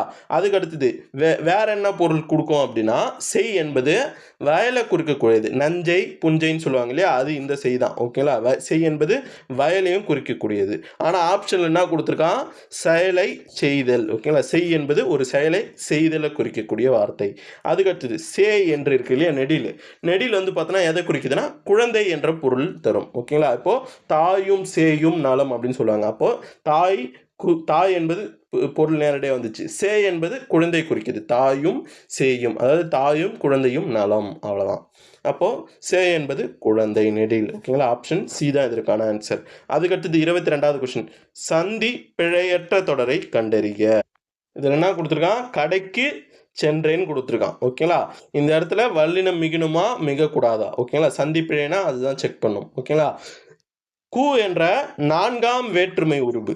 ஓகேங்களா? வெளிப்படையாக வந்துருந்துச்சு அப்படின்னா அதை தொடர்ந்து வல்லின சொல் வந்திருந்தது அப்படின்னாலே அந்த இடத்துல என்ன பண்ணோம்? வல்லினம் மிகணும். ஓகேங்களா? கு என்ற சொல் வந்திருக்குது. அதை தொடர்ந்து என்ன வந்திருக்குது? சென்றான் என்ற இச்சு என்ற வல்லின சொல் வந்திருக்குது. அதனால் வந்து பார்த்தோன்னா இந்த இடத்துல வல்லினம் மிகணும். ஓகேங்களா? வல்லின சொல் மிகணும். எந்த சொல் மிகும்? இதுக்கு இணையான எழுத்துனா அது இச்சு தான் மிகும். ஓகேங்களா? சே என்பதற்கு இணையான சொல் இச்சு தான் மிகணும். ஆனால் இங்கே இப்பு மிகுந்திருக்குது. அதனால் இது கிடையாது. அதுக்கடுத்தது பி ஆப்ஷன் பாருங்க. இந்த இடத்துல இச்சு மிகவே இல்லை. அதனால இது தப்பு. அதுக்கடுத்தது டி ஆப்ஷன் பாருங்க. கடைக்கு சென்றான் அப்படின்னு வந்திருக்கு. ஓகேங்களா? இச்சு தான் மிகுந்திருக்கணும். ஆனால் இத்து மிகுந்திருக்குது. அதனால் இதுவும் கிடையாது. அதுக்கு அடுத்தது சி ஆப்ஷன் பாருங்க. கடைக்கு சென்றான். ஓகேங்களா? இதுதான் சரி. ஆப்ஷன் சி தான் இதற்கான ஆன்சர். 23வது கொஸ்டின். சேர்த்து எழுதுக. நிலா கூட்டல் ஒளி என்பதை சேர்த்து எழுதுனா என்ன கிடைக்கும்? இங்க பாருங்க. என்னது? நிலா கூட்டல் ஒளி அப்படின்னு இருக்கா? இதுல நிலா நிலைமொழி ஈற்றுனா வந்திருக்குது, இல்லு கூட்டல் ஆ அப்படின்னு வந்திருக்குது. அப்போ கடைசி என்னது? உயிர் ஈறு வந்திருக்குது. ஓகேங்களா? அதுக்கு அடுத்தது வருமொழி முதல் எழுத்து என்னது? உயிர் எழுத்தா இருக்குது. இந்த மாதிரி ரெண்டுமே உயிர் எழுத்து வந்து பார்த்தோன்னா ஒன்றிணைவே ஒன்றிணையாது. அதுக்கு என்ன பண்ணோம் அப்படின்னா உடம்படுமை விதியை இங்கே யூஸ் பண்ணோம். ஓகேங்களா? உடம்படுமை விதி என்ன பண்ணோம் அப்படின்னா இந்த உயிர் எழுத்து, ஓகேங்களா, இந்த மாதிரி 2 உயிர் எழுத்து வந்துருச்சு அப்படின்னா இந்த உயிர் எழுத்தை பேஸ் பண்ணி அந்த விதி வந்து பார்த்தோன்னா நம்ம பொருத்தணும். ஓகேங்களா? அந்த விதி என்னென்ன அப்படின்னா இ இ ஐ. ஓகேங்களா? இந்த 3 உயிரெழுத்து நிலைமொழி ஈற்றில் வந்திருந்தது அப்படின்னா அந்த இடத்துல என்ன பயன்படுத்தணும் அப்படின்னா இ என்ற உடம்படுமையை பயன்படுத்தணும். இதை தவிர்த்து உயிரெழுத்துக்கள் ஏதாவது வந்துருந்துச்சு அப்படின்னா அந்த இடத்துல எந்த மெய்யை பயன்படுத்தணும் அப்படின்னா இவ்வென்ற மெய்யை பயன்படுத்தணும். ஓகேங்களா? உடம்படுமையை பயன்படுத்தணும். இப்போ இங்கே பாருங்கள் நிலைமொழி ஈற்றல்னா வந்துருக்குது, ஆ வந்துருக்குது. இந்த 3த்துல எதனான்னு கேட்டிங்கன்னா கிடையாது. ஓகேங்களா? இது 3த்தை தவிர்த்த எழுத்து தான் ஆ. அப்போ என்ன பயன்படுத்தணும்? இவ்வென்ற உடம்படுமையை பயன்படுத்தணும். ஓகேங்களா? அப்போது நிலா கூட்டல் இவ்வு கூட்டல் ஒலி. அதுக்கு அடுத்தது இவ்வு கூட்டல் ஓ. ஓகேங்களா? இப்போ இது வந்து பார்த்தோன்னா என்னது? மெய்யெழுத்து. இது வந்து பார்த்தோன்னா உயிரெழுத்து. உடல் மேல் உயிர் வந்து ஒன்றுவது இயல்பே என்னும் விதிப்படி இவ்வு கூட்டல் ஓ என்னவா மாறும்? ஓவா மாறிடும். அப்போ நிலா ஒளி. அவ்வளோதான். ஆப்ஷன் சியில் இருக்கு பாருங்க. அவ்வளோதான். அதுக்கு அடுத்தது 24வது கொஸ்டின். நன்றி அறிதல். இதை பிரித்து எழுதுனா என்ன கிடைக்கும்? இதை நன்றி அறிதலை பிரித்து எழுதினா எப்படி வரும் அப்படின்னா நன்றி கூட்டல் அறிதல். ஆப்ஷன் 7 இருக்கு இல்லையா? அப்படிதான் வரும். இந்த நன்றி கூட்டல் அறிதல் எப்படி நன்றி அறிதலா ஆச்சு அதை மட்டும் தெரிஞ்சுங்க. நிலைமொழி ஈற்றில் என்ன சொல்ல வந்திருக்குது? ரீ வந்திருக்குது. அந்த ரீ எப்படி பிரிக்கலாம்? இரு கூட்டல் ஈன்னு பிரிக்கலாம். ஓகேங்களா? அப்போ நிலைமொழி ஈற்றுனாது உயிரெழுத்து வந்திருக்குது. வருமொழி முதல் எழுத்து உயிரெழுத்தாக இருக்குது. இந்த உயிரெழுத்து சேரவே சேராது. அந்த இடத்துல என்ன பண்ணோம்? ஒரு உடம்படுமையை அந்த இடத்துல யூஸ் பண்ணோம். ஓகேங்களா? உடம்படுமை புணர்ச்சி விதி என்ன சொல்லுது? இதுக்கு முன்னாடி கொஸ்டின்ல பார்த்தேன் இல்லையா? இ இ ஐ இந்த 3 எழுத்து வந்துச்சுன்னா ஈயை பயன்படுத்தணும். இதை தவிர்த்து உயிரெழுத்து இந்த நிலைமொழி ஈற்றில் வந்துச்சுன்னா என்ன பயன்படுத்தணும்? இவ்வை பயன்படுத்தணும். இப்போ நிலைமொழி ஈற்றில்னா வந்திருக்குது, ஈ வந்திருக்குது. இந்த 3 எழுத்துல ஏதாவது ஒன்றான்னு கேட்டிங்கன்னா ஆமாம் இ. அப்போ என்ன பயன்படுத்தணும்? இ என்ற உடம்படுமையை பயன்படுத்தணும். அப்போ நன்றி கூட்டல் ஈ கூட்டல் அறிதல். ஓகேவா? இப்போ இ என்பது என்னது? மெய்யெழுத்து. ஆ என்பது உயிரெழுத்து. உடல் மேல் உயிர் வந்து ஒன்றுவது இயல்பே என்னும் விதிப்படி ஈ கூட்டல் ஆ என்னவா மாறும்? யாவா மாறும். அப்போ நன்றி அறிதல். கரெக்டாக வந்துடுச்சா? ஈ கூட்டலா யாவா மாறிடும். நன்றி அறிதல் என்று ஆனது. அவ்வளோதான். தெரிஞ்சிச்சா? அதுக்கடுத்தது 25வது கொஸ்டின். வேங்குழல் என்பதை பிரித்து எழுதுக. வேங்குழலை பிரித்து எழுதும் போது வேய் கூட்டல் குழல் என்று வரும். ஓகேங்களா? ஆப்ஷன் பியில் இருக்கு பாருங்க. இப்போ வேய் கூட்டல் குழல் வந்து பார்த்தோன்னா எப்படி வேங்குழலாக மாறுச்சு அப்படின்னு பாருங்க. இந்த வேய் கூட்டல் குழலை வந்து பார்த்தோன்னா சேர்த்து எழுதும் போது ஒரே ஒரு விதியை பயன்படுத்துகிறாங்க. இனமிகல் விதின்னு ஒன்று பயன்படுத்துகிறாங்க. இனமிகல் விதினா ஒன்றும் கிடையாது. வருமொழியோட முதல் எழுத்து பாருங்க. என்னது? இக்கு கூட்டல் உ. ஓகேங்களா? இப்போ இந்த இக்கு வந்து பார்த்தோன்னா இக்குக்கு இணை எழுத்து என்ன அப்படின்னு பாருங்க. வருமொழியோட முதல் எழுத்தான இக்குக்கு இணை எழுத்து என்னது? இங்கு. ஓகேங்களா? அந்த இங்கு வந்து பார்த்தோன்னா இது சேர்த்து எழுதும் போது இந்த கூக்கு முன்னாடி எழுதணும். அவ்வளோதான். அதுதான் இனமிகல் விதி. ஓகேங்களா? இப்போ வேய் எழுதிங்க. அதுக்கடுத்தது நான் என்ன சொல்லியிருக்கேன்? இந்த இக்குக்கு இணை எழுத்து பக்கத்தில் எழுதுங்க. வேய் குழல். அவ்வளோதான். புரிஞ்சா? இது எந்த விதி? இனமிகல் விதி. அதையும் தெரிஞ்சுங்க. இனமிகல் விதினா அதோட இணை எழுத்து தோன்றி வரும். அதுக்கடுத்தது அகர வரிசைப்படி சொற்கள் சீர் செய்க. இது ரொம்ப ஈஸி தான். எல்லாமே உயிர் எழுத்து கொடுத்துட்டான். ஓகேங்களா? இப்போ எது வரும் ஃபஸ்ட்டு? ஆ வரிசை ஃபஸ்ட்டு. ஆ வரிசை எதுலையுமே கிடையாது. ஏ சி டி கிடையாது. ஆப்ஷன் பியில் தான் இருக்குது. ஆ வரிசை வந்துருச்சா? அதுக்கடுத்தது இ வரிசை, ஐ வரிசை, ஓ வரிசை. ஓகேங்களா? ரொம்ப சிம்பிள். அதுக்கடுத்தது பொருள் தரும் ஓர் எழுத்து. ஓகேங்களா? தலைவன் என்ற பொருள் தருகின்ற ஓர் எழுத்து எது? இது ஓரெழுத்து ஒரு மொழி என்ற டாபிக்ல இருந்து வந்திருக்குது. ஓகேங்களா? நன்னூல் மொத்தம் எத்தனை ஓரெழுத்து ஒரு மொழி? 42 ஓரெழுத்து ஒரு மொழின்னு சொல்லுது. அதில் 40 வந்து பார்த்தோன்னா நெடில் எழுத்துக்கள், குறில் எழுத்து வந்து பார்த்தோன்னா 2 மட்டும். அது 2 என்னென்னது? நோ மற்றும் து. இது 2 குறில் எழுத்து, மொத்தது எல்லாமே நெடில் எழுத்து. ஓகேங்களா? இதில் ஆ ஆ என்பது அதுக்கான பொருள் என்ன அப்படின்னா பசு.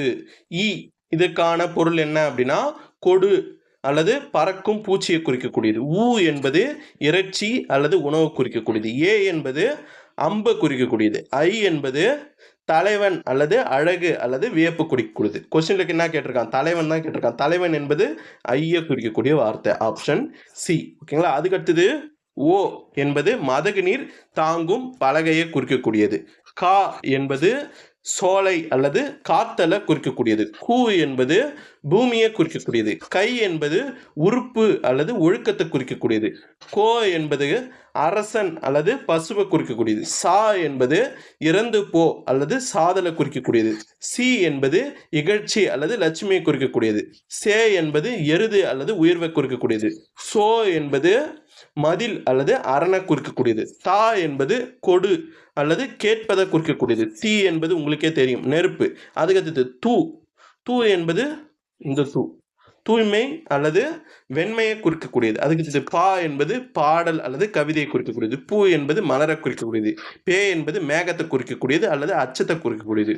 போ என்பது செல் என்பதை குறிக்கக்கூடியது. அதுக்கடுத்தது நா என்பது நாக்கு குறிக்கக்கூடியது. நீ என்பது முன்னிலை ஒருமை உன்னை குறிக்கக்கூடியது. நே என்பது அன்பு அருளை குறிக்கக்கூடியது. நை என்பது வருந்துதல் அல்லது இழிவை குறிக்கக்கூடியது. நோ என்பது வறுமை அல்லது துன்பத்தை குறிக்கக்கூடியது. மா என்பது மாமரம் அல்லது பெரிய அல்லது விலங்கை குறிக்கக்கூடியது. மீ என்பது மேலே அல்லது ஆகாயத்தை குறிக்கக்கூடியது. மூ என்பது மூப்பு. ஓகேங்களா? மூப்பு அல்லது மூன்றை குறிக்கக்கூடியது. மை என்பது அஞ்சனம் அல்லது இருள் அல்லது ஆட குறிக்கக்கூடியது. வா என்பது அழைத்தலை குறிக்கக்கூடியது. வி என்பது மலர் அல்லது அழிவை குறிக்கக்கூடியது. வை என்பது புல் அல்லது கூர்மை அல்லது வைப்பாயை குறிக்கக்கூடியது. அதுக்கடுத்தது ஓ என்பது கவுதல் அல்லது கொள்ளையடித்தலை குறிக்கக்கூடியது. யா என்பது ஒரு வகை மரம் அல்லது அகலத்தை குறிக்கக்கூடியது.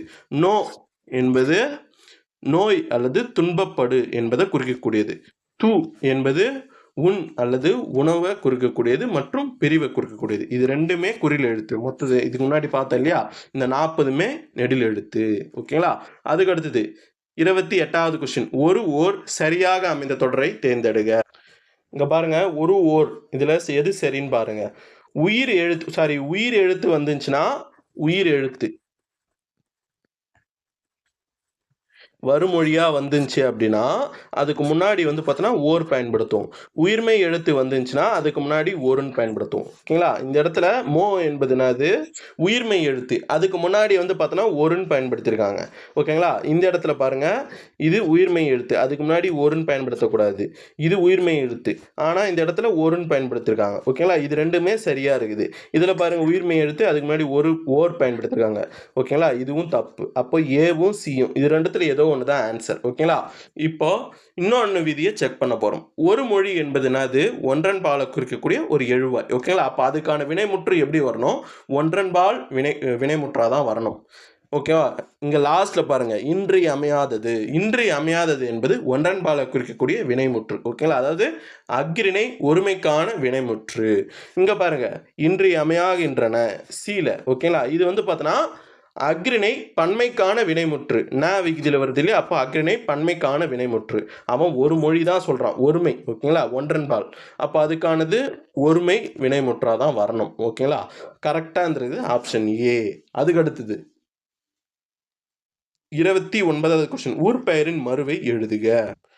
ஊர் பெயர்களின் மறு கேட்டிருக்காங்க. திருச்சிராப்பள்ளி என்பதற்கான மறுவு திருச்சின்னு வரும். ஓகேங்களா? அவ்வளோதான். இதுக்கான கூடுதல் தகவல்கள் பிற மறுவு பார்க்கலாம், நிறைய இருக்கும். அதனால் அப்படியே காது கொடுத்து கவனிங்க. அம்பா சமுத்திரம் அதற்கான மறுவு அம்பை. அருப்புக்கோட்டை அதுக்கான மறுவு அறுவை.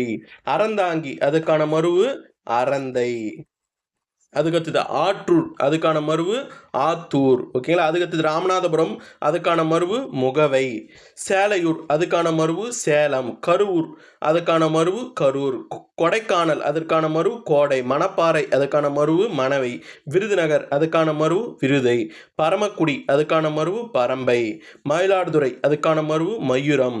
சேந்தமாங்கலம், அதுக்கான மருவு சேந்தை. சோழிங்கநல்லூர், அதுக்கான மருவு சோளிங்கர். திருவண்ணாமலை, அதுக்கான மருவு அருணை. கருந்தட்டை குடி, இதுக்கான மருவு கரந்தை. கரிவலம் வந்த நல்லூர், அதுக்கான மருவு கருவை. நாகர்கோயில் நாஞ்சி. திருத்தணி தணிகை. வேதாரண்யம் வேதை. திருச்செந்தூர் செந்தூர். உசிலம்பட்டி ஊசிலை. உதகமண்டலம் ஊட்டி. உறையூர் உரந்தை. எருமையூர் மைசூர். கரூர் கரவூர் வஞ்சி. இது மூணுமே கரூர் தான் அதுக்கான மருவு. ஓகேங்களா. அதுக்கடுத்தது குன்றூர், அதுக்கான மருவு குன்னூர். சிங்களாந்தபுரம், இதுக்கான மருவு சிங்கை. சிதம்பரம், அதுக்கான மருவு தில்லை. தஞ்சாவூர், அதுக்கான மருவு தஞ்சை. தர்மபுரி, அதுக்கான மருவு தகடூர். தவத்துறை, அதுக்கான மருவு லால்குடை. தண்டீஸ்வரம் திண்டுக்கல். திருஆவினம்குடி பழனி. காஞ்சிபுரம் காஞ்சி. உசிலம்பட்டி உசிலை. திருவாரூர் ஆரூர். மயிலாப்பூர் மயிலை. மன்னார்குடி மண்ணை. புதுக்கோட்டை புதுகை. புதுச்சேரி புதுவை. நாகப்பட்டினம் நாகை. சோழநாடு சோனாடு. கோவன்புத்தூர் கோயம்புத்தூர். கோயம்புத்தூருக்கான மருவு கோவை. ஓகேங்களா. கோயம்புத்தூருக்கான மருவு கோவை. கோவன்புத்தூருக்கான மருவு கோயம்புத்தூர். தேவக்கோட்டை தேவோட்டை. திருநெல்வேலி நெல்லை. செங்கற்பட்டு செங்கை. திருத்தணி. அதுக்கடுத்தது திருத்தணிக்கான மருவு தணிகை. ஓகேங்களா. நல்லா பாருங்க. திருத்தணிகைக்கான மருவு திருத்தணி. திருத்தணிக்கான மருவு தணிகை. திருநின்ற ஊர், அதுக்கான மருவு திண்ணனூர். திருவரங்கம் ஸ்ரீரங்கம். தேவக்கோட்டை தேவோட்டை. பல்லவன் தாங்கல், அதுக்கான மருவு பழவந்தாங்கல். பழவேற்காடு புலிக்காடு. முதுகுன்றம் விருதாசலம். ஊர் பெயர் மருவு. ஓகேங்களா. இதில் சோளிங்கர் சோழலிங்கபுரம். அதுக்கடுத்தது மதிரை. இதுக்கான மருவு தான் மதுரை. ஓகேவா. அதுக்கடுத்தது வேற என்ன, களத்தூர், அதுக்கான மருவு கலந்தை. சேட்டூர், அதுக்கான மருவு சேரை. பாலாறு, அதுக்கான மருவு பாலி. ஓகேங்களா. புத்தூர், அதுக்கான மருவு புதூர். மங்களாபுரம், அதுக்கான மருவு மங்களூர். அதுக்கடுத்தது மலையமான் நாடு, அதுக்கான மருவு மலாடு.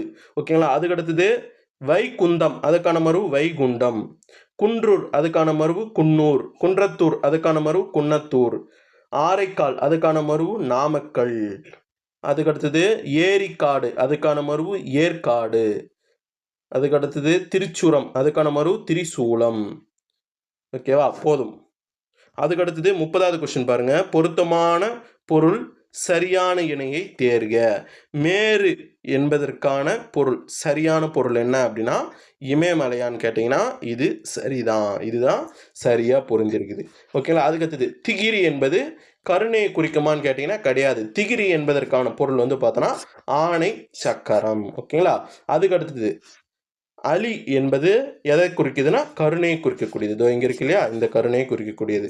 மலர்தல் கிடையாது. ஓகேங்களா. அப்போது பி ஆப்ஷனும் கிடையாது, சி ஆப்ஷனும் கிடையாது. அதுக்கடுத்தது அலர் என்பது எதை குறிக்குது, மலர்தலை குறிக்கக்கூடியது.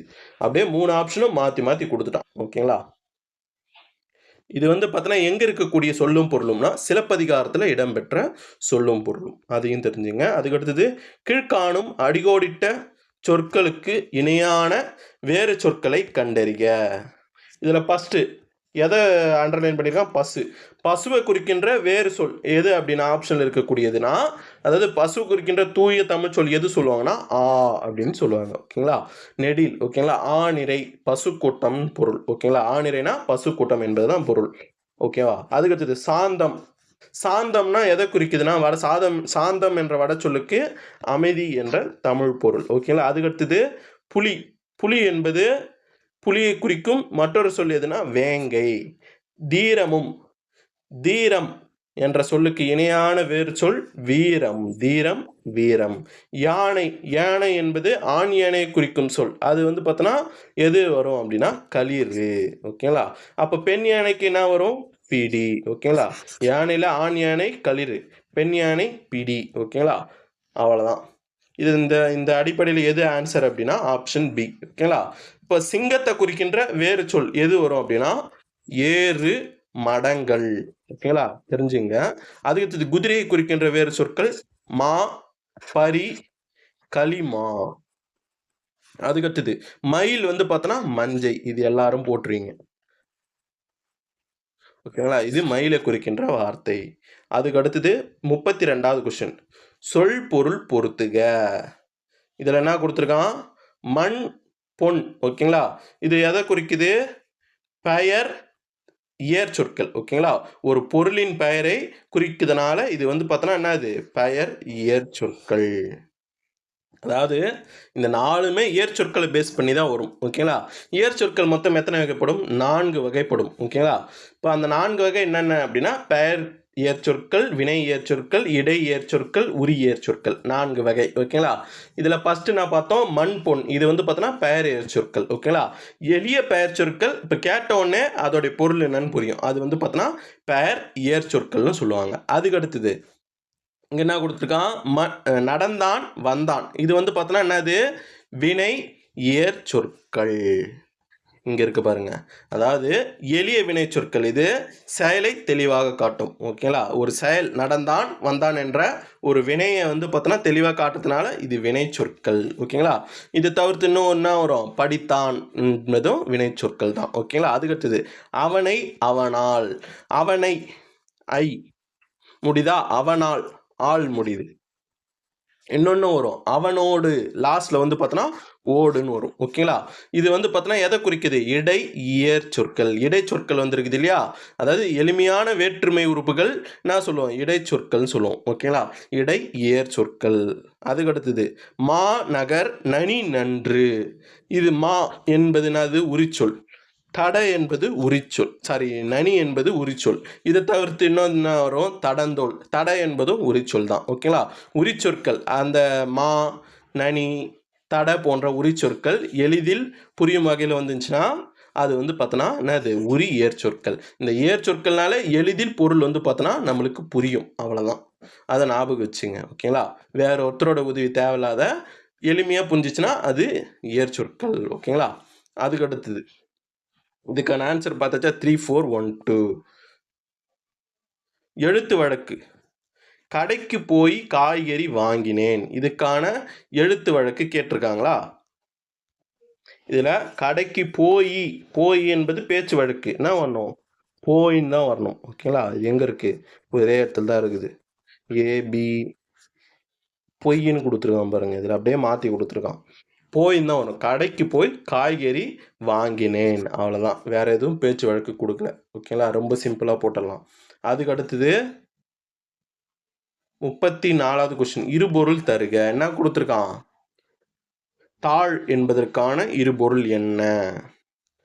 இதில் தாழ் என்பது வினை சொற்களாக வந்திருந்தது அப்படின்னா கீழே இறங்குதல் அல்லது குறைதலை குறிக்கக்கூடியது. ஓகேங்களா, இதில் குறைதல் இங்கே இருக்குதா. அதுக்கடுத்தது தாழ் என்பது பெயர் சொற்களாக வந்திருந்தது அப்படின்னா கதவை பூட்ட பயன்படும் இரும்பு அல்லது மரக்கருவியை குறிக்கும். தாழ்பால் இருக்கு இல்லையா, அதை குறிக்கக்கூடியது தாழ்.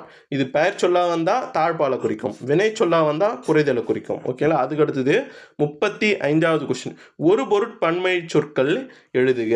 அந்த ஏழை குழந்தையின் கண்கள் டேஷ் காணப்படுகின்றன. ஃபர்ஸ்ட் ஒரு பொருட்பன்மைனா என்னன்னு தெரிஞ்சுங்க. ஒரே பொருளை தருகின்ற 2 அல்லது அதற்கு மேற்பட்ட சொற்கள் என்ன பண்ணும், அதோடைய பொருளை மேலும் வலியுறுத்துறதுக்காக ஒன்றா சேர்ந்து வரும். ஓகேங்களா, அந்த மாதிரி வந்துச்சுன்னா அது ஒரு பொருட்பன்மொழி. ஓகேங்களா, இதில் பாருங்க என்ன கொடுத்துருக்கான், அந்த ஏழை குழந்தையின் கண்கள் டேஷ் காணப்படுகின்றன கொடுத்துறான். ஓகேங்களா, இதில் ஆப்ஷன் பி தான் ஆன்சர். அதில் குழி என்பது எதை குறிக்குது, பள்ளமாக இருத்தல் அல்லது உள்ளே ஒடுங்கி இருத்தலை குறிக்கக்கூடிய வார்த்தை. அதுக்கடுத்தது தாழ்ந்துன்னு வருது, இது ரெண்டுத்தையும் பிரிங்க, குழி தாழ்ந்து அப்படின்ட்டு. ஓகேங்களா, குழி என்பதும் பள்ளமாக இருத்தல் அல்லது உள்ளே ஒடுங்கி இருத்தல் என்ற பொருள் வரும். அதுக்கடுத்தது தாழ்ந்து என்பதும் எதை குறிக்குது, பள்ளமாக இருத்தல் அல்லது உள்ளே ஒடுங்கி இருத்தல் என்பதை குறிக்கும். ரெண்டுமே ஒரே பொருளை தருகின்ற வார்த்தை தான். ஆனால் ரெண்டுமே ஏன் சேர்ந்து வருது அப்படின்னா, அதாவது அந்த ஏழை குழந்தையின் கண்கள் மிகவும் ஒடுங்கி போயிருக்கின்றன என்ற, அதாவது ரொம்ப அழுத்தமா, ஓகேங்களா, ரொம்ப வந்து பார்த்தோன்னா பள்ளமா இருக்குது, அதை சொல்றது குழிந்தாழ்ந்து என்ற வார்த்தையை பயன்படுத்துகிறோம். ஓகேங்களா, ரெண்டுமே ஒரே பொருளை தருகின்ற சொற்கள் ரெண்டுமே வந்துச்சுன்னா அந்த பொருள் வந்து பார்த்தோன்னா அழுத்தி சொல்றதுக்காக வரும். ஓகேங்களா, அதுதான் ஒரு பொருட்பன்மொழி. ஓகேங்களா, இதுக்கான ஆன்சர் ஆப்ஷன் பி. இதை தவிர்த்து வேற எதுலாம் ஒரு பொருட்பன்மொழி? மீசை. இதுல மீசை ரெண்டுமே மேலே என்ற பொருள்ல வரும். அதுக்கடுத்தது ஓங்கி உயர்ந்த, இது ரெண்டுமே உயரமான என்ற பொருள்ல வரும். அதுக்கடுத்தது நடு மையம், இது ரெண்டுமே நடுப்பகுதி என்ற பொருள் வரும். தலைமை முதன்மை, இது ரெண்டுமே முதலிடம் என்ற பொருள் வரும். ஓகேங்களா, இதே மாதிரி தான் நீங்கள் படித்து பார்த்தா ஆன்சர் போடலாம். அதுக்கடுத்தது 36வது கொஸ்டின், பண்பு தொகைக்கு பொருந்திய சொல்லை கண்டறிக. பண்பு தொகை பொருந்திய சொல்லை கண்டறி சொல்லியிருக்காங்களா? இதில் ஃபஸ்ட்டு பண்பு தொகைனா என்னன்னு தெரிஞ்சுங்க. பண்பு தொகை விதி எப்படின்னா, அதாவது நிறம், வடிவம், சுவை, அளவு, குணம், இது எல்லாமே எதை குறிக்குது? பண்புகளை உணர்த்தி வருகின்ற சொல். ஓகேங்களா, அதை தழுவி நிற்கின்ற பெயர் சொற்கள், இதுக்கு இடையில் வருகின்ற மை என்னும் பண்பு விகுதி வருது இல்லையா, அதுவும் அல்லது ஆகிய, ஆன போன்ற பண்பு உறுப்புகளும் மறைஞ்சி வந்துருச்சுன்னா அது வந்து பார்த்தோன்னா பண்பு தொகை. சிம்பிளாக தெரிஞ்சுங்க, மை என்ற விகுதி மறைஞ்சி வந்திருக்கும். அப்படி மறைஞ்சி வந்துச்சுன்னா அது கண்ணை மூடிட்டு என்ன பண்ணுங்கள், பண்பு தொகைன்னு போட்டுருங்க. அந்த பண்பை உணர்த்துகின்ற சொல்லாக இருக்கணும். ஓகேங்களா, பண்பை உணர்த்துகின்ற சொல்லாக வந்து அதில் மை விகுதி மறைஞ்சி வந்துச்சுன்னா அது பண்பு தொகை. ஓகேங்களா, இதில் நல் நிதி. ஓகேங்களா, நல் நிதி எப்படி பிரிக்கலாம்? நன்மை கூட்டல் நிதி அப்படின்ட்டு பிரிக்கலாமா? இதுல மை என்ற விகுதி மறைஞ்சு வந்திருக்குது இல்லையா, நல் நிதினு வந்திருக்குது. அதாவது நதியின் நல்ல தன்மை. ஓகேங்களா, நதியோடைய குணத்தை குறிக்குது, நல்ல தன்மையை குறிக்குது. ஓகேங்களா, இதுல மை என்ற விகுதி மறைஞ்சு வந்ததுனால இதுதான் பண்பு தொகை. ஓகேங்களா, அதுக்கு அடுத்தது 37வது கொஸ்டின், ஒரு பொருள் தரும் பல சொற்கள். இது கீழே இருக்கக்கூடிய இறை, செல்வம், தகுதி, பயன், வாக்கியம் ஆகிய சொற்கள் எதனை குறிக்கும்? இது எல்லா சொற்களும் ஒரே பொருள் தான் தரும். அது என்ன அப்படின்னா பேரு. ஓகேங்களா, பேரு என்பது என்னது? கிடைத்தற்கு அரிய பெரிய பாக்கியம். ஓகேங்களா, அதுதான் பேருன்னு சொல்லுவாங்க. ஓகேங்களா, அந்த பேரு என்பது குறிக்கக்கூடிய வார்த்தை இது எல்லாத்தையுமே எழுதி வச்சுங்க. ஓகேங்களா, அவனை கேட்பான் பேரு என்ற சொல் தருகின்ற இரு பொருள் எதுன்ட்டு, அந்த மாதிரி கொஸ்டின் கேட்கலாம். அதில் இதில் எதனா ஒரு 2 ஆப்ஷன் கொடுப்பான். அதுக்கடுத்தது 38வது கொஸ்டின், உரிய பொருளை கண்டறிக. விசும்பு என்பது எதை குறிக்கும் அப்படின்னா உங்களுக்கே தெரியும். விசும்பு என்பது ஆகாயம் அல்லது வானத்தை குறிக்கின்ற சொல். இதில் எங்கே இருக்குது? வானம் என்பது தான் இருக்குது. அதுக்கடுத்தது 39வது கொஸ்டின், ஓரெழுத்து ஒரு மொழி பொருள் தருக. நான் சொன்னேன் இல்லையா, 42 ஓரெழுத்து ஒருமே உங்களுக்கு நான் டீட்டெயிலாக சொல்லிட்டேன், எக்ஸ்பிளைன் பண்ணிட்டேன். பே என்பது எதை குறிக்குது? மேகத்தை குறிக்கக்கூடியது. ஓகேங்களா, அதுக்கடுத்தது தூய்மை என்பது தூ குறிக்கக்கூடியது. மோத்தல் என்பது எதை குறிக்குது? மோ என்பதை குறிக்கக்கூடியது. சோலை என்பது கா என்ற ஓரெழுத்து ஒரு மொழி குறிக்கக்கூடிய வார்த்தை. அதுக்கடுத்தது 40வது கொஸ்டின், சரியான எதிர்ச்சொல்லை தேர்க. உதித்த என்பதற்கான எதிர்ச்சொல் என்ன? ஃபர்ஸ்ட், உதித்த என்பதற்கான நேரடி பொருள் என்ன? மேலே வந்த அல்லது தோன்றிய என்று பொருள். ஓகேங்களா, இதுக்கான தோன்றிய என்பதற்கு நேரடி பொருள் தருகின்ற சொல் என்னது? மறைந்த. ஓகேங்களா, ஆப்ஷன் என்ன இருக்குது? மறைந்த என்பதுதான். ஓகேங்களா, உதித்த என்பதற்கு பொருள் நேரடி பொருள், தோன்றி, இதற்கான நேரடி எதிர்ச்சொல் மறைந்த. அவ்வளவுதான். அதுக்கடுத்தது 41வது கொஸ்டின், வாழ்க வாழ்க, இதில் இடம்பெறும் வியப்புக்குறி எத்தகைய உணர்ச்சியை வெளிப்படுத்தும்? வாழ்க வாழ்கன்னு வந்துருக்குது, அதுக்கு பக்கத்தில் இந்த வேப்புக்குறி வந்திருக்குது இல்லையா, இது வந்து பார்த்தோன்னா எந்த உணர்ச்சியை வெளிப்படுத்துதுன்னு கேட்குறோம். ஓகேங்களா, வாழ்க வாழ்கனால என்னது? ஒருவரை நம்ம மனதார வாழ்த்துறோம். ஓகேங்களா, அந்த சொல்லின் பக்கத்தில் வேப்புக்குறி வந்திருக்குதுனால என்னது? அது வாழ்த்துதல் என்ற பொருளில் வருது. ஓகேங்களா, வாழ்த்து பொருளில் வந்திருக்குது. அவ்வளோதான். ஓகேங்களா, வேப்பு என்பது என்னது? எவ்வளவு பெரிய மலை அப்படின்ட்டு நம்ம வேப்பா பார்த்தா அது வேப்பு. அவலம் என்பது என்னது? எதுக்கு பயன்படுத்தும்? ஐயோ கீழே விழுந்துட்டேன் அப்படின்ட்டு அவலம். ஓகேங்களா, துன்பம் அல்லது சோகம் என்ற பொருள் வரும். வைதல் என்பது திட்டுதல் அல்லது சாபமிடுதல். ஓகேங்களா, அதாவது ஒழிக அப்படின்னு வந்துச்சு, கடைசியாக வந்து பார்த்தோன்னா வேப்புக்குறி வந்திருக்கும். ஓகேங்களா, ஒழிகனா ஒருத்தரை திட்டுற ஒரு சாபம் விடுற. ஓகேங்களா, அது வந்து பார்த்தோன்னா வைதல். அதுக்கடுத்தது 42வது கொஸ்டின், சரியான முற்றுப்புள்ளியிடப்பட்ட தொடரை கண்டறிக. இமை நேரத்தில் மறைந்து விட்டது புழுங்கிற்று. இதுல இமை நேரத்தில் மறைந்து விட்டது என்பது என்னது? ஒரு செய்தி. ஓகேங்களா, அதனை தொடர்ந்து என்ன வருது, புழுங்கிற்று என்று வருது. ஓகேங்களா, அதாவது வெயில் மறைந்ததால் ஏற்பட்ட புழுக்கம், அதுதான் புழுங்கிற்று. ஓகேங்களா, ஒன்றைக்கொன்று தொடர்புடைய இருவேறு கருத்துக்கள் கொண்ட வாக்கியங்களை இணைக்கும் போது அந்த இடத்துல என்ன பண்ணணும், அரை புள்ளி இடணும். அவ்வளோதான், சிம்பிள். அது முடியும் போது முற்றுப்புள்ளி வச்சு முடிக்கணும். ஆப்ஷன் டி தான் இதற்கான ஆன்சர். ஓகேங்களா, அதுக்கு அடுத்தது அரைப்புள்ளி அமையும் இடங்களை கண்டறிய ஏளன மொழிகளை சிலுவையில் எழுதினார்கள், அதன் பின்னர் அவர் உயிர் நீத்தார். இதில் வருகின்ற சரியான நிறுத்தற்குறி எது அப்படின்னா ஆப்ஷன் சி, ஏளன மொழிகள் சிலுவையில் எழுதினார்கள், அரைப்புள்ளி வச்சுட்டு அதன் பின்னர் ஒரு கால் புள்ளி அவர் உயிர் நீத்தார். ஓகேங்களா, இங்கே பாருங்கள் ஏன் யூஸ் பண்ணிக்கிறாங்கன்னு தெரிஞ்சுங்க. 2, இது ஒரு வாக்கியம் தனியோ, இது ஏளன மொழிகள் சிலுவையில் எழுதினார்கள், இது ஒரு தனி வாக்கியம். அதுக்கு பின்னாடி இணைப்பு சொல். ஓகேங்களா, இணைப்பு சொல் வந்துட்டு அவர் உயிர் நீத்தார் என்பது அது தனி வாக்கியம். ஓகேங்களா, இப்போ முதல் வாக்கியம். ஓகேங்களா, முதல் வாக்கியம் இருக்கு இல்லையா, இந்த முதல் வாக்கியம் வந்து பார்த்தோன்னா முடியும் போது என்ன பண்ணோம் அப்படின்னா அரை புள்ளி வைக்கணும். ஓகேங்களா, அது தெரிஞ்சுங்க. அதுக்கு அடுத்தது இணைப்பு சொல் வருது இல்லையா, இணைப்பு சொல்லான என்னது, ஆகவே, எனவே, அதன் பின்னர், இந்த மாரிலாம் இணைப்பு சொல் வந்து இருந்துச்சு அப்படின்னா அந்த இணைப்பு சொல்லுக்கு பின்னாடி, ஓகேங்களா, நல்லா தெரிஞ்சுங்க, அந்த இணைப்பு சொல்லுக்கு பின்னாடி கால் புள்ளி இடணும். ஓகேங்களா, இது ரூல்ஸு. அதுக்கப்புறம் அவர் உயிர் நீத்தார் என்பது 2வது வாக்கியம், அது முடியும் போது முற்றுப்புள்ளி வச்சு முடிக்கணும். அவ்வளோதான். அதுக்கு அடுத்தது 44வது கொஸ்டின், பொருத்தமானதை தேர்ந்தெடு, கால் புள்ளி அமையும் இடங்கள் முறையே. கால் புள்ளி அமையும் இடங்கள் எது எதுன்னு கேட்டிருக்காங்க. ஃபர்ஸ்ட் ஆப்ஷனே கொடுத்துருக்கான். ஓகேங்களா, இப்போது விழினா ஒருவரை அழைப்பதை குறிக்குன்றது தான் விழி. ஓகேங்களா, அழைத்த பின்னாடி சற்று இடைவேளை, அதாவது இப்போ முருகா